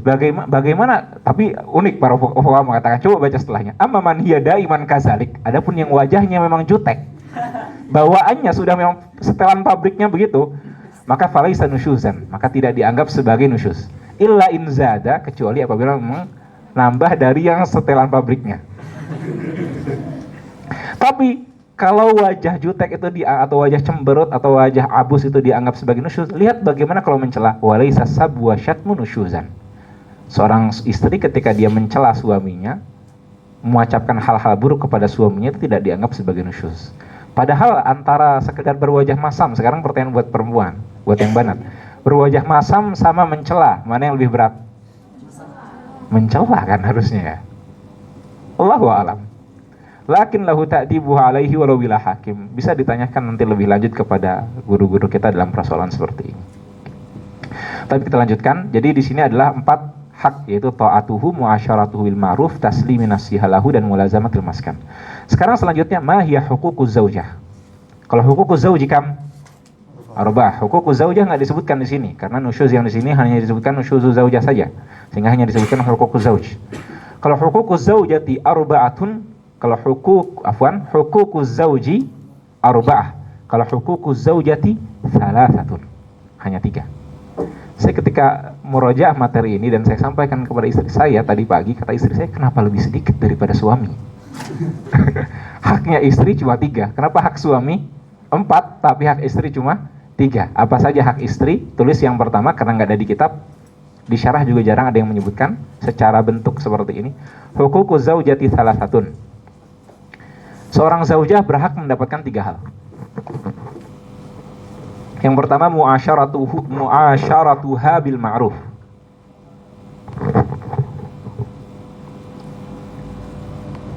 Muasyarah dengan baik, dengan cara tidak dipukul, dengan cara tidak dihina-hina, dengan cara tidak diteriak-teriakin, maka itu bagian dari muasyarah bil ma'ruf. Pertama muasyaratuha bil ma'ruf. Yang kedua al-mahru. Hak dia adalah untuk mendapatkan mahar. Yang ketiga adalah an-nafaqatu wa tawabi'uha. Nafkah dan tawabi'nya. Tawabi'un nafkah itu ada banyak sekali. Nanti akan kita sebutkan dalam akhir pembahasan nafkah bahwasanya total nafkah kurang lebih ada 10 hal. Makanan, kemudian lauk pauknya, tempat tinggal, kemudian alat pembersih, kemudian bajunya, selimutnya, kasurnya, itu semua merupakan bagian dari nafkah dan tawabi yang wajib diberikan oleh suami kepada istri. Nah, hanya 3 ini kewajiban dari zaujah, hak yang berhak didapatkan oleh zaujah. Hanya saja nafkah itu cabangnya ada banyak sekalipun 3, sehingga tidak dihitung Ya 3 tamas. Ya betul. Nafkah itu wa tawabi'uha dan tawabi'nya, sehingga ada banyak. Tapi apakah di sini ada wata? Nggak ada. Maka bukan bagian dari hak zaujah untuk wata. Sekalipun itu ya bagian dari yang seharusnya di antara hubungan antara suami dengan istri. Apakah di antara hak zaujah adalah minta untuk diberikan skincare misalkan? Ada sayati, apakah masuk tawabi atau tidak? Apakah untuk diajak healing jalan-jalan? Ini tawabi. Apakah kita lihat nanti apakah masuk ke dalam bagian tawabi atau tidak? Jadi hak-hak zaujah ini 3 saja. Apa saja? Muasyarah bil ma'ruf, al-mahar, dan an-nafaqah. Dihafal. An-nafaqah, singkatnya an-nafaqah. Al-muasyarah bil ma'ruf, al-mahar, dan juga an-nafaqah. Cuma 3 ini saja. ثم قال رحمه الله تعالى حكم النشوز التحريم وإسقاط القسم والنفقة وتوابعها. Hukum nusyuz, hukum ketika seorang istri itu hukmun nusyuz ay hukmun nusyuzi zaujah. Hukum ketika seorang istri itu nusyuz, dia durhaka, dia tidak taat kepada suaminya. Yang pertama at-tahrim, hukumnya haram. Istri tidak taat kepada suami itu haram. Bahkan dalam sebuah hadis disebutkan bahwasanya seorang istri kalau menolak ajakan suami di malam hari, maka para malaikat melaknatnya sampai datang subuh hari. Ketika dia menolak ajakan suami, karena ini bentuk bagian dari nusyuz. Ini menunjukkan bagaimana seorang istri itu betul-betul harus taat kepada suami. Dalam hadis yang lain Nabi Shallallahu Alaihi Wasallam menyebutkan, kalaulah ada seseorang, kalaulah diperbolehkan, apa bahasanya? Saya agak lupa bagaimana ibaratnya, tapi kurang lebih maknanya seperti ini. Kalaulah sujud kepada orang lain itu diperbolehkan, maka aku akan memerintahkan bagi seorang istri untuk sujud kepada suaminya. Ini menunjukkan bahwasanya seorang istri itu harus benar-benar taat kepada suaminya. Nah, tapi taat dalam hal apa? Dalam 4 hal yang tadi kita sebutkan. Atau secara spesifik 3 hal terakhir yang tadi kita sebutkan. Apa saja? Muasyarah bil ma'ruf, taslimu nafsiha, dan mulazamatul maskan. 4 ini yang harus untuk dilaksanakan. Kalau ada pertanyaan mulazamatul maskan, maksudnya bagaimana? Apakah istri itu setiap ingin keluar rumah harus izin suami? Jawabannya al-khuruju anil bait itu yajuzu bi idzni zauj, juga yajuzu bi zanni ridahu. Boleh dengan izin dari suami, atau boleh juga dengan kalau si istri menduga bahwasanya suami akan ridho.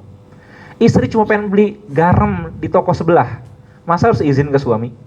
Dia menduga bahwa suaminya pasti ridho saja, tidak ada masalah, cuma pergi-pergi keluar, maka boleh bagi dia untuk keluar tanpa izin dari suaminya. Tapi kalau dia ingin keluar kota tanpa izin dari suaminya, dilihat kira-kira ridho nggak ini suaminya, maka harus minta izin dahulu kepada suaminya. Bahkan ketika hal-hal kecil ya, kalau memang suaminya misalkan sangat, kalau bahasa fuqaha ghairatuh ala zaujah, suaminya sangat ghairah, sangat cemburu, sangat menjaga istrinya nggak boleh keluar sama sekali. Bahkan kalau gitu, kalau ke toko pun maka harus izin dari suaminya. Jadi bergantung kembali kepada urf, kembali kepada bagaimana kondisi seorang zaujnya. Apakah zaujnya itu tipikal yang sangat ketat dalam masalah istri keluar rumah atau tidak? Maka zannur ridha di sini umum, karena masing-masing zauj itu memiliki ridha yang berbeda-beda. Kalau rahimahullahu taala hukmun nusyuzit tahrim wa isqatul qasmi, dan menggugurkan qasam. Kalau istrinya ada banyak dan salah satu istri itu nusyuz, maka dia tidak mendapatkan jatah malam. Jadi jatah malam yang seharusnya dia dapatkan itu gugur. Kalau isqatul qasmi wan nafaqati wa tawabi'iha, dan nafkah yang seharusnya dia dapatkan itu tidak wajib juga, maka gugur juga kewajibannya. Sehingga istri kalau misalkan durhaka kepada suami, misalkan safar tanpa izin, dia keluar kota tanpa izin, maka suami tidak wajib untuk memberikan nafkah kepada istri selama dia masih nasyizah. Nggak harus ditransfer, dia kurang uang, ya sudah biarin, salah sendiri. Misalkan seperti itu. Ini berkaitan dengan nusyuz az-zaujah. Dan kalau seorang istri nusyuz, maka apa langkah yang dilaksanakan oleh seorang suami? Naqul. Ini disebutkan dalam Al-Quran. Nusyuz az-zaujah.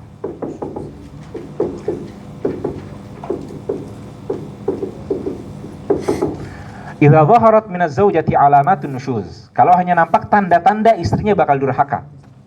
Belum sampai dia durhaka, tapi hanya tanda-tanda.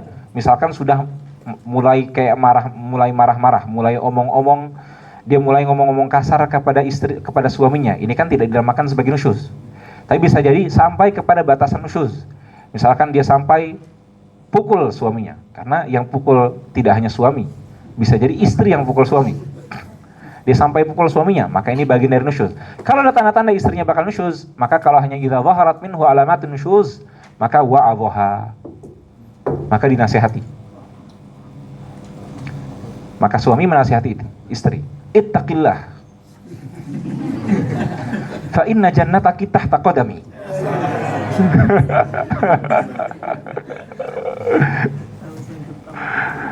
Tapi kalau misalkan idza nasyazat bil fi'li, kalau dia benar-benar nusyuz, dia benar-benar kabur dari rumah, misalkan dia kabur dari rumah tanpa izin dari suami, dia pergi tanpa izin dari suami, maka, atau misalkan dia pukul suami, atau misalkan dia menolak untuk ajakan suami, maka suami diperbolehkan 3 hal oleh syariat. Yang pertama adalah wa'adhaha, wahajaraha. Yang pertama dinasihati, wahajaraha, boleh bagi dia untuk menghajarnya, untuk memboikot si istri. Boikot misalkan pisah ranjang. Sudah, kamu tidur di sana saja, di sofa, biar aku yang tidur di lantai.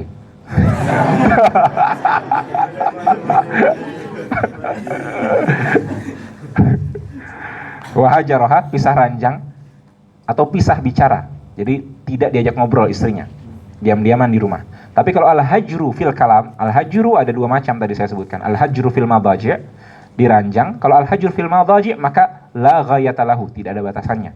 Mau berapa lama pun sudah pisah ranjang selama 1 tahun, maka itu boleh-boleh saja secara hukum. Tapi kalau al-hajru fil kalam, maka la yajuzu an yazida ala 3 ayyam, tidak boleh lebih dari 3 hari. Yang pertama boleh wa'adhaha, yang kedua hajaroha, dan yang ketiga wa yajuzu wa darabaha. Dan boleh untuk dipukul. Tapi dipukul dengan syarat yang banyak. Ada 4 syarat. Pertama, wa darabaha darban ghaira mubarrih. Pukulan yang tidak menyakitkan. Bukan begini. Di smackdown. Tapi pukulan yang disampaikan oleh para ulama, dipukul yang tidak menyakitkan seperti apa? Gitu aja. Jadi yang dimaksudkan dengan darban ghair mubarih itu bukan seperti itu, tapi hanya seperti disadarkan. Karena kenapa? Saya pernah mendengar dari Syekh Mustafa kalau tidak salah. Karena bisa jadi istri ketika nusyuz durhaka kepada suaminya itu dalam kondisi emosi yang tidak stabil. Dia diajak oleh suaminya untuk ke kamar, ayo sini ke kamar, nggak mau. Dia marah-marah sampai kemudian diajak untuk watak sama istrinya, akhirnya nggak mau, akhirnya dihukumi bahwa si perempuan ini nusyuz. Bisa jadi ini perempuan sedang tidak stabil. Nah, orang yang tidak stabil seperti orang kerasukan misalkan, itu perlu untuk disadarkan, sadar. Istighfar. Nah, yang dimaksudkan dengan darb itu bukan pukulan kencang, tapi bahasanya ulama darban ghaira mubarrih, pukulan yang tidak kencang. Seperti apa? Misalkan bukan pukulan seperti ini, tapi pukulan cuma di sini saja. Sadar. Misalkan seperti itu. Yang pertama darban ghairu mubarrih. Yang kedua, fi ghairil wajhi wal mahalik. Dipukulnya bukan di bagian wajah dan juga tempat-tempat yang bisa menciderai atau membahayakan. Bukan dipukul wajahnya, bukan dipukul lehernya, bukan dipukul bagian-bagian lain alat vitalnya, misalkan bukan dipukul bagian yang tidak diperbolehkan, yang bisa berbahaya. Dan terakhir, ada syaratul akhir abun zakar fil kitab atau enggak? Ayo, ada di sini. Ayo, syarat yang terakhir adalah ini syarat yang paling sulit. Syarat yang paling sulit yaitu in afada. Kalau kira-kira kalaulah diberikan pukulan itu akan berguna. Artinya istri lagi marah dipukul pelan oleh suaminya, maka akan sadar. Tapi sekarang pertanyaannya, istri kalau lagi marah dipukul pelan sama suaminya, biasanya akan sadar atau tambah marah? Tambah marah. Maka fi hadzal, dalam masalah surah ini, maka kembali kepada hukum asal ad-darbu, bahwa ad-darbu itu haram. Dan al-muharramat itu tidak diperbolehkan ketika ada darurat, dan ad-darurat tuqaddaru biqadriha, dan kadar kebolehannya pukulan itu dengan 3 syarat ini. Darban ghaira mubarrih, bukan 4 ya, hanya 3. Fi ghairil wajhi wal mahalik, dan juga in afada. Nah, syarat yang ketiga itu jarang sekali bisa terpenuhi. Sehingga kalau begitu, sekalipun syariat memperbolehkan adanya pukulan, hampir tidak ada faktanya ada pukulan yang boleh bagi seorang suami kepada istrinya. Lah, kalaulah kita melihat 3 syarat ini, kita akan nampak bagaimana Islam bukan ajaran kekerasan seperti yang digambarkan oleh orang-orang. Dibahasakan bahwasanya diperbolehkan bagi suami untuk memukul istrinya. Agama apa seperti ini misalkan? Atau misalkan ini ajaran yang seharusnya tidak kita sampaikan, atau bukan ajaran yang seharusnya tidak dihapuskan misalkan. Padahal hukum ini disebutkan secara langsung dalam Al-Quran bagi seorang istri yang dia melaksanakan nusyuz. Nah, tapi kalaulah kita memahami seperti apa ad-darb yang disebutkan oleh para ulama dengan syarat-syaratnya, akan nampak bahwasanya darb ini bukan darb sembarangan. Bukan sekedar boleh bagi seorang suami untuk pukul-pukul istrinya, melainkan ada syarat-syaratnya, ada dawabitnya. Dan kalaulah seseorang memahami hal ini tanpa mengetahui syarat-syaratnya, dia akan melihat bahwasanya Islam ini agama yang keras. Tapi kalau dia melihat apa syarat-syarat di balik sana, maka dia akan mengetahui bagaimana hakikat Islam sesungguhnya. Bagaimana Islam yang datang, sebagaimana Rasulullah SAW datang, rahmatan lil alamin, rahmat bagi semesta alam. Bisa dilihat ta'liq pada nomor 1. Waqad la yusafu bidzalik, bisa jadi nusyuz tidak dikatakan haram, kan nusyuzil majnunah, ketika seperti misalkan yang nusyuz adalah istri yang gila, fa innahu la itsma bihi. Wa idza zaharat amaratu nusyuziz zaujah, ketika muncul alamatun nusyuz wa dhannahu, dan dia menduganya, wa'adhaha, maka dia berikan wa'adh. Itu yang saya sudah tuliskan, wa'adhaha.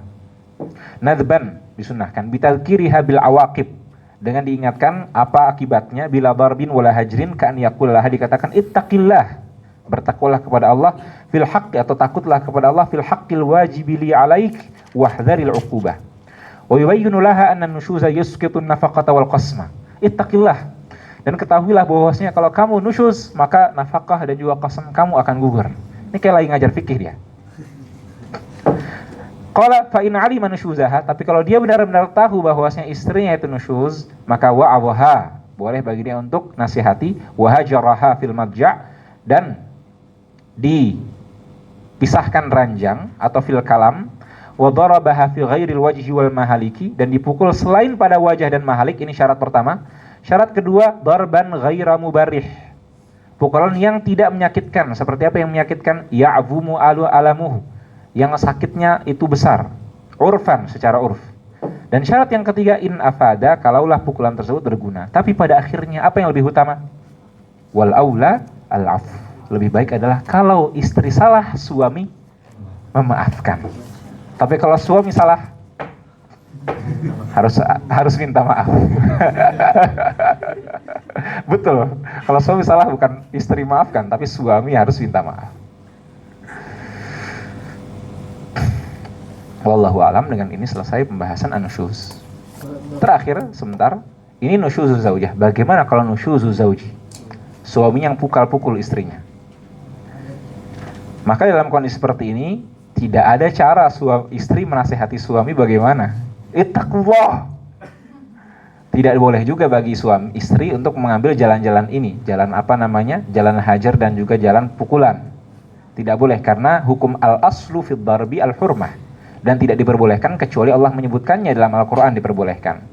Lantas karena istri tidak diperbolehkan, maka tidak dikiaskan dengan suami. Lantas langkah apa yang diambil oleh seorang istri ketika mendapatkan suaminya itu nusyuz? Maka idza nasyaza az-zawju, maka cara untuk sebagai solusinya adalah farafa'ahu ilal qadhi, maka diangkat kepada qadhi. Bagaimana kalau qadhinya tidak bergerak, kalau hakimnya tidak bergerak, kecuali kalau diangkat di sosial media. Seperti sekarang, belum viral, gak akan gerak. Ya Allah wa'alam. Itu fariqun min turuq ar-raf'i ilal qadhi.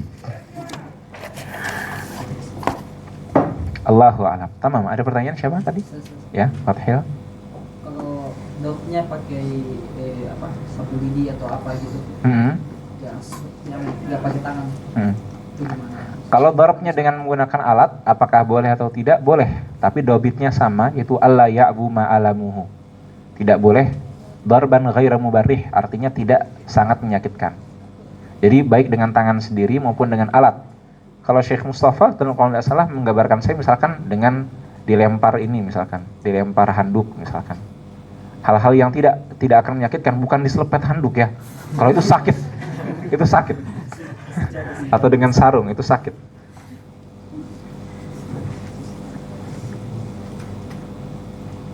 Kemudian kalau misalnya istri melaporkan nusyuznya suami, yang dilakukan qadhi itu bisa apa aja? Qadhi menta'zir suami. Ya, jadi ini hukum nusyuz kan haram. Hal-hal yang haram dan tidak ada hadnya, maka hukumnya adalah ta'zir. Ta'zirnya apa? Sesuai dengan nanti apa yang diputuskan oleh qadhi. Apakah si suaminya itu dicambuk lah atau seperti apa? Atau diminta untuk mentalak istrinya misalkan. Tapi tetap ya, talak itu di tangan suami. Jadi sekalipun dalam kondisi seperti ini, maka talak itu di tangan suami. Jadi suami yang berhak untuk mentalak istri. Apa di penjara misalkan 5 tahun kurang. Harus lebih lama. Allahu a'lam. Apakah boleh alaiha sabar dulu? Alaiha sabar boleh. Boleh bagi dia untuk bersabar, tapi jangan sampai bersabar 5 tahun juga. Boleh bagi istri untuk bersabar.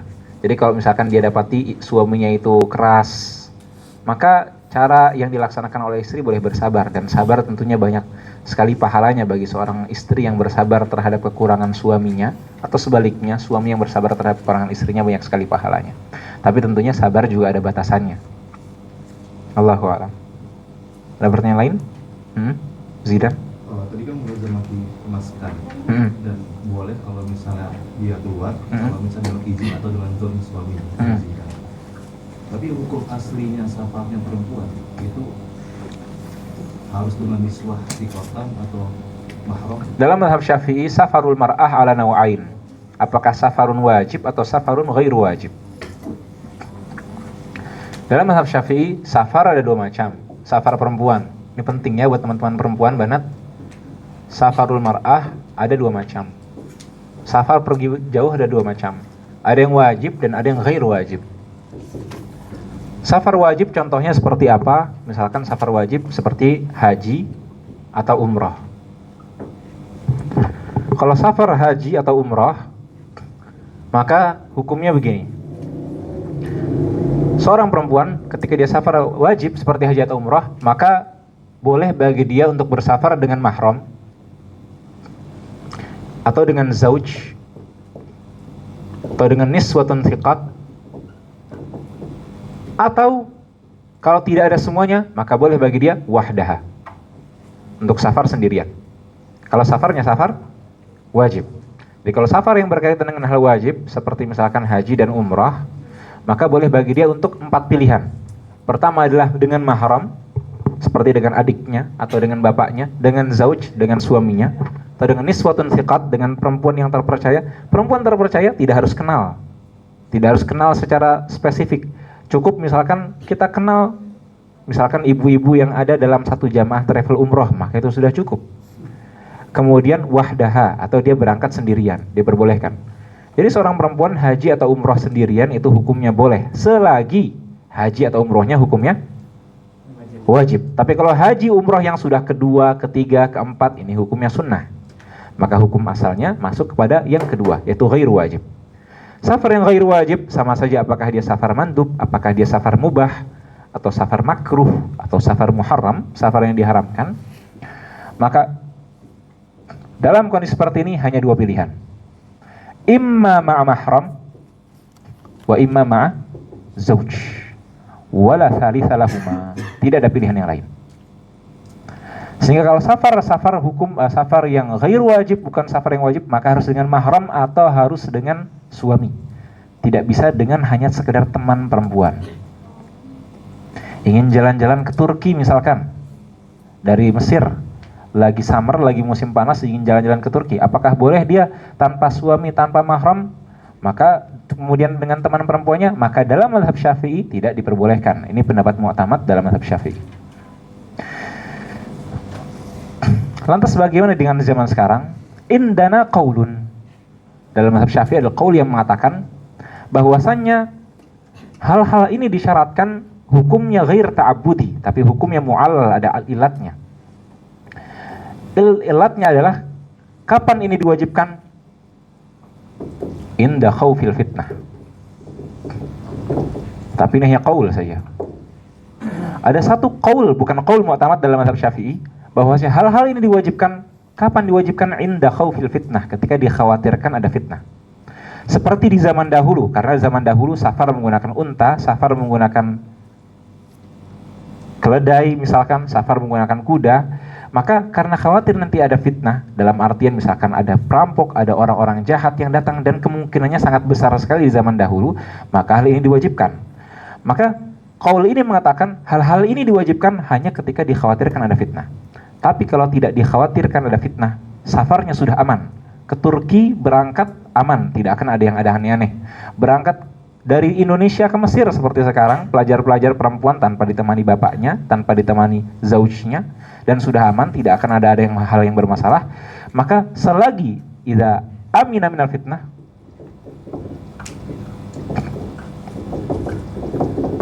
maka jaza lahas safaru wahdaha, maka boleh bagi dia untuk bersafar sendiri. Dan pendapat inilah adalah pendapat yang banyak difatwakan untuk di zaman sekarang. Dan ada hadisnya dari Nabi Shallallahu Alaihi Wasallam yang menunjukkan kepada bahwasanya keharaman safarnya perempuan tanpa mahram itu ada ilatnya. Ilatnya apa? Inda khawfil fitnah, ketika dikhawatirkan ada fitnah. Tapi ketika indal amni minal fitnah, seperti di zaman sekarang, teman-teman semuanya dari Indonesia ke Mesir, nggak ada yang datang bareng orang tuanya, sedikit sekali. Nggak ada yang datang bareng suaminya, kecuali sangat jarang. Maka biasanya berangkat sendiri saja. Boleh nggak seperti ini? Apakah hukumnya haram? Jawabannya, kalau menurut pendapat mu'tamad, seharusnya tidak boleh. Tapi ada qaul dalam mazhab Syafi'i yang mengatakan diperbolehkan selagi aman dari fitnah. Tapi kalau ada pertanyaan, tapi kan bisa jadi nanti ada orang nakal, ada orang jahat yang kemudian di jalan tiba-tiba datang. Jawabannya, hadza ghalibun fi hadzal zaman au nadir? Nadir. An-nadiru la hukma lahu. Dan kaidah fikihnya nadir tidak ada hukumnya. Al-hukmu lil ghalibi wan nadiru la hukma lahu. Sehingga nggak apa-apa sekarang perempuan untuk safar sendirian, baik keluar kota maupun keluar negara, dengan syarat memang aman. Tamam? Safar di sini berarti safar tahu. Hadza yahtaj ila bahth, Allahu a'lam. Amin. Itu ada logiknya. Allahu a'lam. Aman dari fitnah secara umum, dia aman dari fitnah dari hal-hal yang membahayakannya. Seperti bagaimana kalau dia safar solo traveling ke India, perempuan, sering dibahas ya. Apalagi baru ada berita baru, saudara yang baca. Hari ini ada berita baru tentang seorang perempuan di rumah sakit, Allahul musta'an. Tamam. Itu berkaitan dengan safar. Jelas ya, ini safar tentang perempuan. Jadi nanti kalau ada ditanya, kok safarnya sendirian tanpa mahram, jawabannya ada qaul dalam mazhab Syafi'i yang memperbolehkannya. Nanti saya akan share faidah-faidah ini insyaallah di grup WhatsApp supaya memudahkan. Tamam. Karena saya Mustafa di dalam safar wajib ini kan memiliki kaidah berarti wajib safaru dan safaru wahda. Nah, itu bisa nggak kalau misalnya kita mengambil qaul mu'tamad terus biar wajib safarnya kita nazarkan.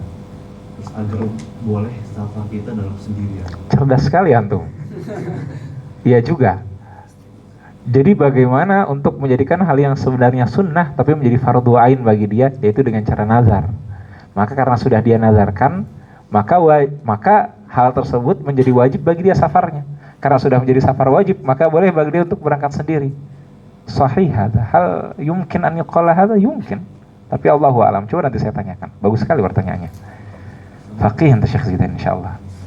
Fatahallahu alaik. Tolong pulpen. Foto pensil.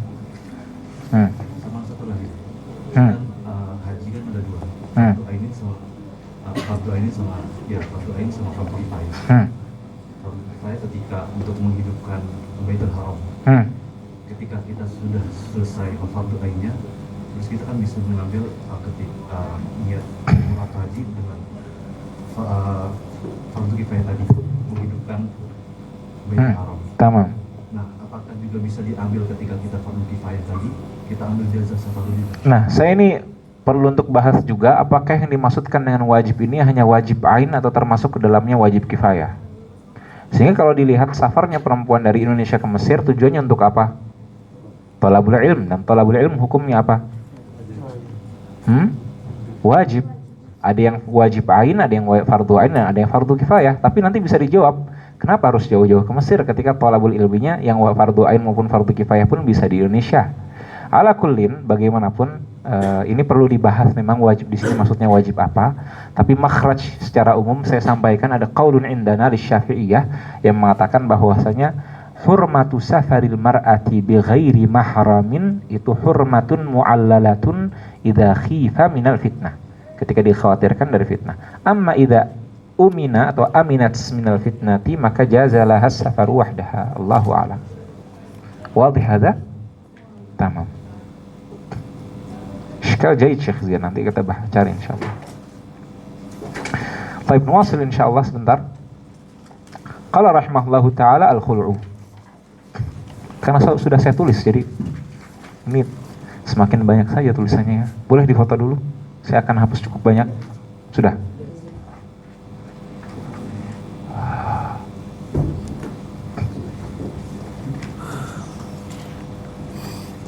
Ini fawaid yang saya sebutkan, safarul mar'ah, kemudian ya safarul mar'ah diantaranya ini yang nggak disebutkan secara sharih dalam matan-matan kitab seperti ini, sehingga kalian hafalkan.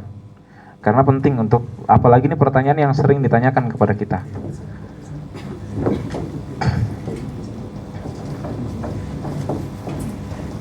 Oke, insyaallah pada pertemuan kali ini kita cukupkan dengan membahas pengantar berkaitan dengan masalah talak yang saya tuliskan di papan tulis.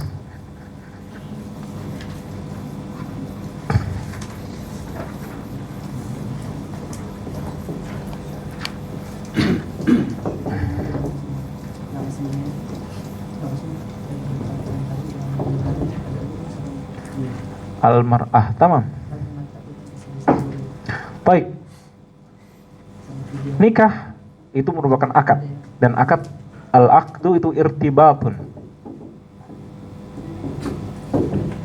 merupakan suatu ikatan. Yang ikatan ini bisa dilepaskan. Makanya ada pembahasan yang dikenal dengan furqatun nikah, perpisahan dalam pernikahan. Perpisahan dalam pernikahan ada dua kemungkinan, imma furqatu hayah wa imma furqatu wafah. Bisa furqah, para ulama memberikan dhabatnya dengan dhammah, furqah, bukan firqah. Kalau firqah apa artinya? Kelompok. Firqatun najiyah dan firqatun dallah, mudillah. Firqah ada dua, furqah ada dua, ada furqatu hayah dan furqatu wafah, perpisahan kehidupan dan perpisahan kematian. Perpisahan kematian jelas antara suami istri, salah satunya meninggal. Maka ketika salah satunya meninggal, maka pernikahan mereka rusak, bukan rusak. Pernikahan mereka sudah terlepaskan. Maka laki-laki hukumnya tidak lagi suami, dan seorang perempuan hukumnya tidak lagi sebagai istri. Itu jelas. Boleh bagi dia untuk menikah lagi kalau perempuan setelah menunggu masa iddah berapa lama? Arba'ata asyurin wa asyr. Kalau suami besoknya hari langsung nikah, boleh saja. Secara hukum, secara adab kurangi ya. Mencurigakan. Oh iya juga, polisi akan melihat ini, jangan-jangan suaminya. Itu furqat wafah. Nanti ini akan berguna pembahasan ini juga dalam pembahasan iddah. Itu dalam akhir pembahasan nikah. Sedangkan furqatu hayah, perpisahan dalam kehidupan antara suami dengan istri, maka hanya ada dua jenis. Yang pertama, imma talaqun wa imma faskhun. Apakah talak atau fasakh? Kalau talak maka biyadiz zauj, ada di tangan suami. Sedangkan al-fashu nanti sebenarnya fasakh akan terbagi menjadi dua. Ada al-fashu, fasakh secara langsung, fasakh dengan ada orang yang memfasahkannya. Dan umumnya yang memfasahkan, yang menghukumi dengan fasakh adalah al-qadhi. Contohnya misalkan al-fashu bil aib, fasakh karena ada aib. Al-uyubu khamsatun, aib itu ada 5, baik bagi laki-laki maupun perempuan. Yaitu al-junun, apa saja lagi? Wal juzam, wal baras. Terus kalau perempuan, warrataku ya Syekh Tariq. ar-rataq, dan al-qaran. Ini aibnya perempuan. Kalau seorang suami mendapati perempuannya disifati dengan salah satu dari 5 ini, maka boleh bagi dia untuk memfasakh akad nikahnya. Al-junun gila, al-juzam penyakit kulit, al-baras penyakit kulit, al-rataq itu insidadu mahallil jima'i bil lahmi. Seorang perempuan farjinya tertutupi dengan lahm, sehingga tidak bisa dimasuki, tertutupi dengan daging, sehingga tidak dimasuki, nutup dia, penyakit.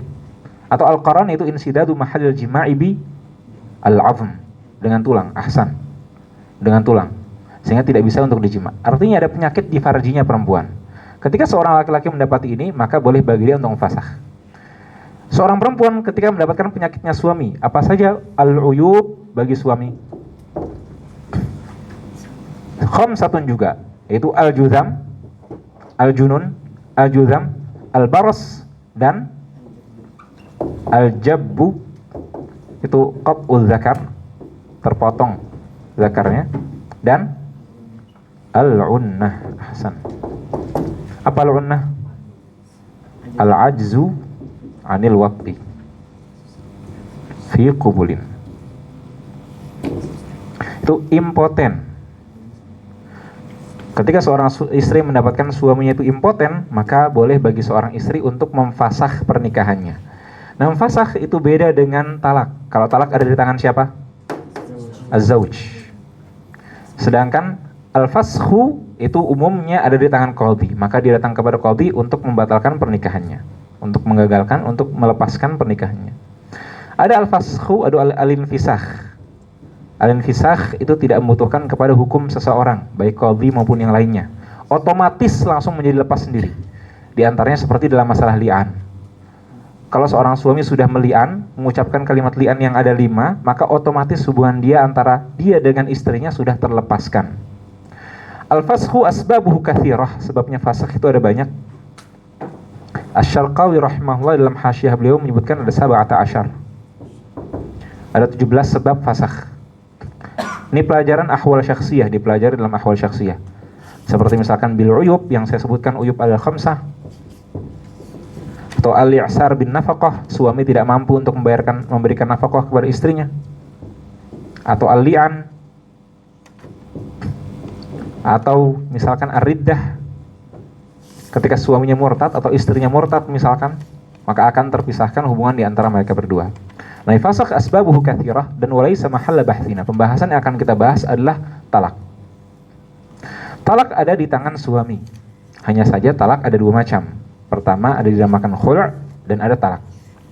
Sehingga talak itu punya makna a'am dan makna akhas.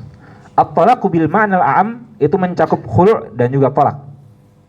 Tapi talak bil ma'na al-akhas adalah lawan dari khulu'.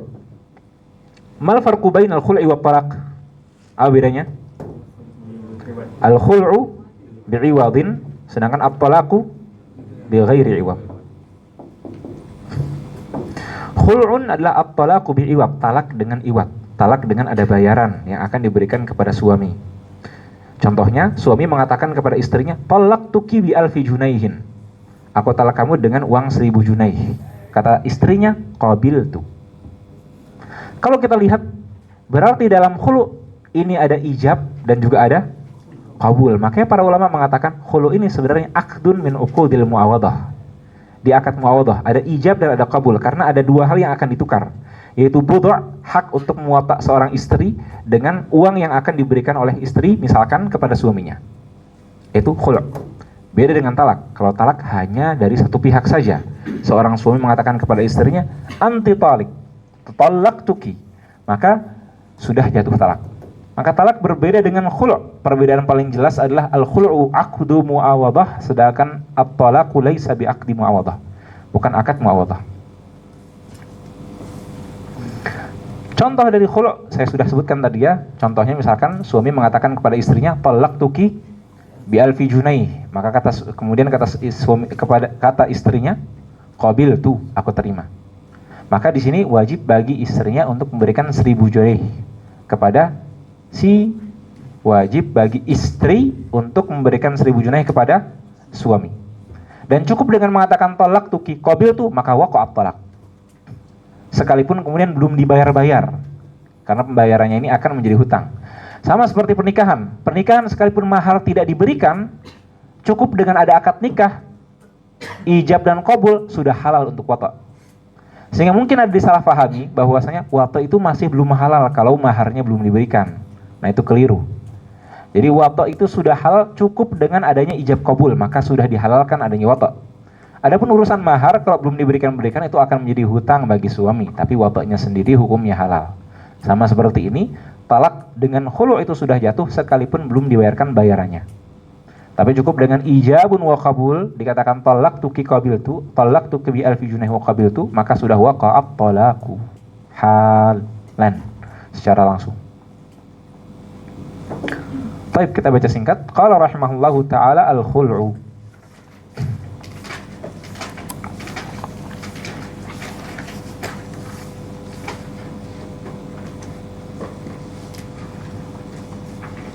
Qala al-khul'u lughatan mushtaqqun min al-khal'i, diambil dari kata al-khal'u, melepaskan, wa huwa naz'u, yaitu melepaskan.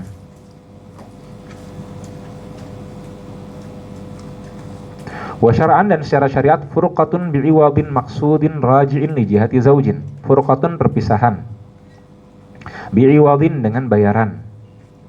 Iwadin maksudnya di sini malin au manfaatin, sama seperti sodak, menggunakan harta atau manfaat. Maksudin yang dituju maksudnya dia punya nilai. Raji'in yang akan diberikan li jihati zaujin kepada pihak suami.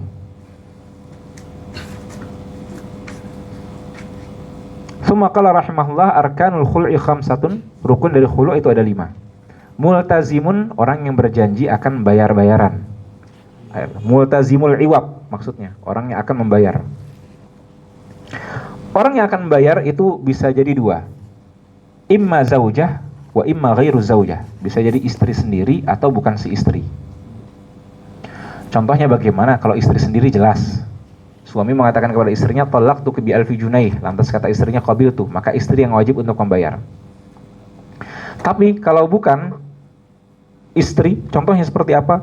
Seperti misalkan Zaid mendengar rumah tangganya Armor itu bermasalah terus, kedengaran di sebelah. Akhirnya Zaid mengatakan kepada si Armor, "Talliq zaujataki walaka alfu junaih." Talaklah istrimu dan kamu akan mendapatkan 1000 junaih dariku, dari si tetangga. Kemudian kata orang ini, kata si laki-laki ini, si A ini, dia mengatakan, "Talaqtu zaujati." Di sini multazim yang bayarnya, apakah zaujah atau ghairu zaujah? Ghairu zaujah. Dan ini diperbolehkan. Ya, jadi khulu' nggak harus yang bayar itu adalah si istri. Boleh juga selain istri, misalkan tetangganya atau orang mertuanya, misalkan bapaknya istri. Bapaknya istri kasihan kok lihat anaknya kok disiksa terus, akhirnya mengatakan, "Sudah talak saja istrimu. Nanti kalau misalkan kamu talak, saya kasih Ferrari misalkan. Saya kasih Alphard misalkan. Talak saja istrimu, nanti saya berikan mobil ini." Oh, jelas mau. Maka dalam kondisi seperti ini boleh ya multazimnya zaujah atau ghairu zaujah. Qala wa bud'un. Bud'un di sini maksudnya tafsirul bud'i, kam lil bud'i min ma'anin salasa. Apa saja? Paling awal apa? Belum bukan nikah. Al-farju, kemudian al-wat'u, kemudian an-nikah. Al-bud'u maknanya ada 3, apa saja? Al-farju, al-wat'u, sama an-nikah. Di sini maksudnya apa budun? Al-wat'u. Nikah, dia bukan memberikan nikahnya, tapi di sini maksudnya wabaknya. Wabak maksudnya hakul wab'i. Qala wa budun, yaitu wab'un. Wa iwadun, dan iwad gantinya, ganti bayaran. Wa sighatun, dan sighah. Sighah di sini ijabun wa qabul, dan zaujun, dan ada suami. Karena suaminya sebagai mutalik, orang yang mentalak. Nah, penting untuk diketahui iwadnya tidak harus mahar ya. Soalnya orang sering paham bahwasanya khulu itu istri mengembalikan maharnya kepada suaminya. La, iwadul khul'i la yushtaratu an yakuna mahran. bal yajuzu an yakuna aqalla minal mahri wa aktsara minal mahri. Jadi iwadul khul'i qad yakunu aktsar minal mahri atau aqall, atau boleh maharnya itu sendiri. Karena orang memahami bahwa iwad khulu itu hanya mahar berdasarkan hadis Nabi Shallallahu Alaihi Wasallam. Ada seorang perempuan yang dia datang mengatakan, wahai Nabi Shallallahu Alaihi Wasallam, ini suamiku, aku nggak benci dia, tapi aku juga nggak suka dia. Bahasanya begitu. Tapi kalau aku terus bersama dengan dia, khawatir aku tidak bisa melayaninya atau melaksanakan hak-hak istri yang seharusnya. Lantas kata Nabi Shallallahu Alaihi Wasallam, lantas kemudian dalam kisah itu kasusnya istrinya itu diberikan mahar oleh si suami berupa hadiqah, kebun. Nah kebunnya itu kemudian diminta oleh Nabi Shallallahu Alaihi Wasallam untuk dikembalikan kepada suaminya. Kemudian kata Nabi Shallallahu Alaihi Wasallam kepada suaminya, iqbalil hadiqah wa talliqha tatliqah. Terimalah hadiqah itu dan talaklah dia 1 kali. Nah di sini kasusnya iwadul khul'i wal mahru. Iwad khul'nya adalah mahar yang sebelumnya telah diberikan. Hadza yajuz, tapi la yajibu an yakuna kadzalik. Tidak wajib, harus la yata'ayyan an yakunal mahar, boleh mahar ataupun yang lainnya. Seperti yang saya sebutkan tadi, boleh 1000 juneh, boleh 100 juneh, boleh 500 juneh, boleh mobil, terserah. Jadi iwadul khul'i sama seperti sodak, tidak ada batasnya. Jadi selagi dia yusamma malan, dia dinamakan sebagai harta, maka boleh bagi dia untuk jadi sebagai iwadul khul'i. Tsumma qala rahimahullahu ta'ala syaratul multazim. Ini kita baca insyaallah pada pertemuan selanjutnya. Hadza wa sallallahu wasallam baraka nabiyina Muhammadin wa ala alihi wa sahbihi wasallam. Tibtum wa taba man syakum wa tabawwa'tum minal jannati manzila wa barakallahu fikum wa alaikum wa ja'alakum hudatan mahdiyina amin. Wassalamun al mursalin walhamdulillahi rabbil alamin. Allahumma salli afdhala salatin ala as'adi makhluqatik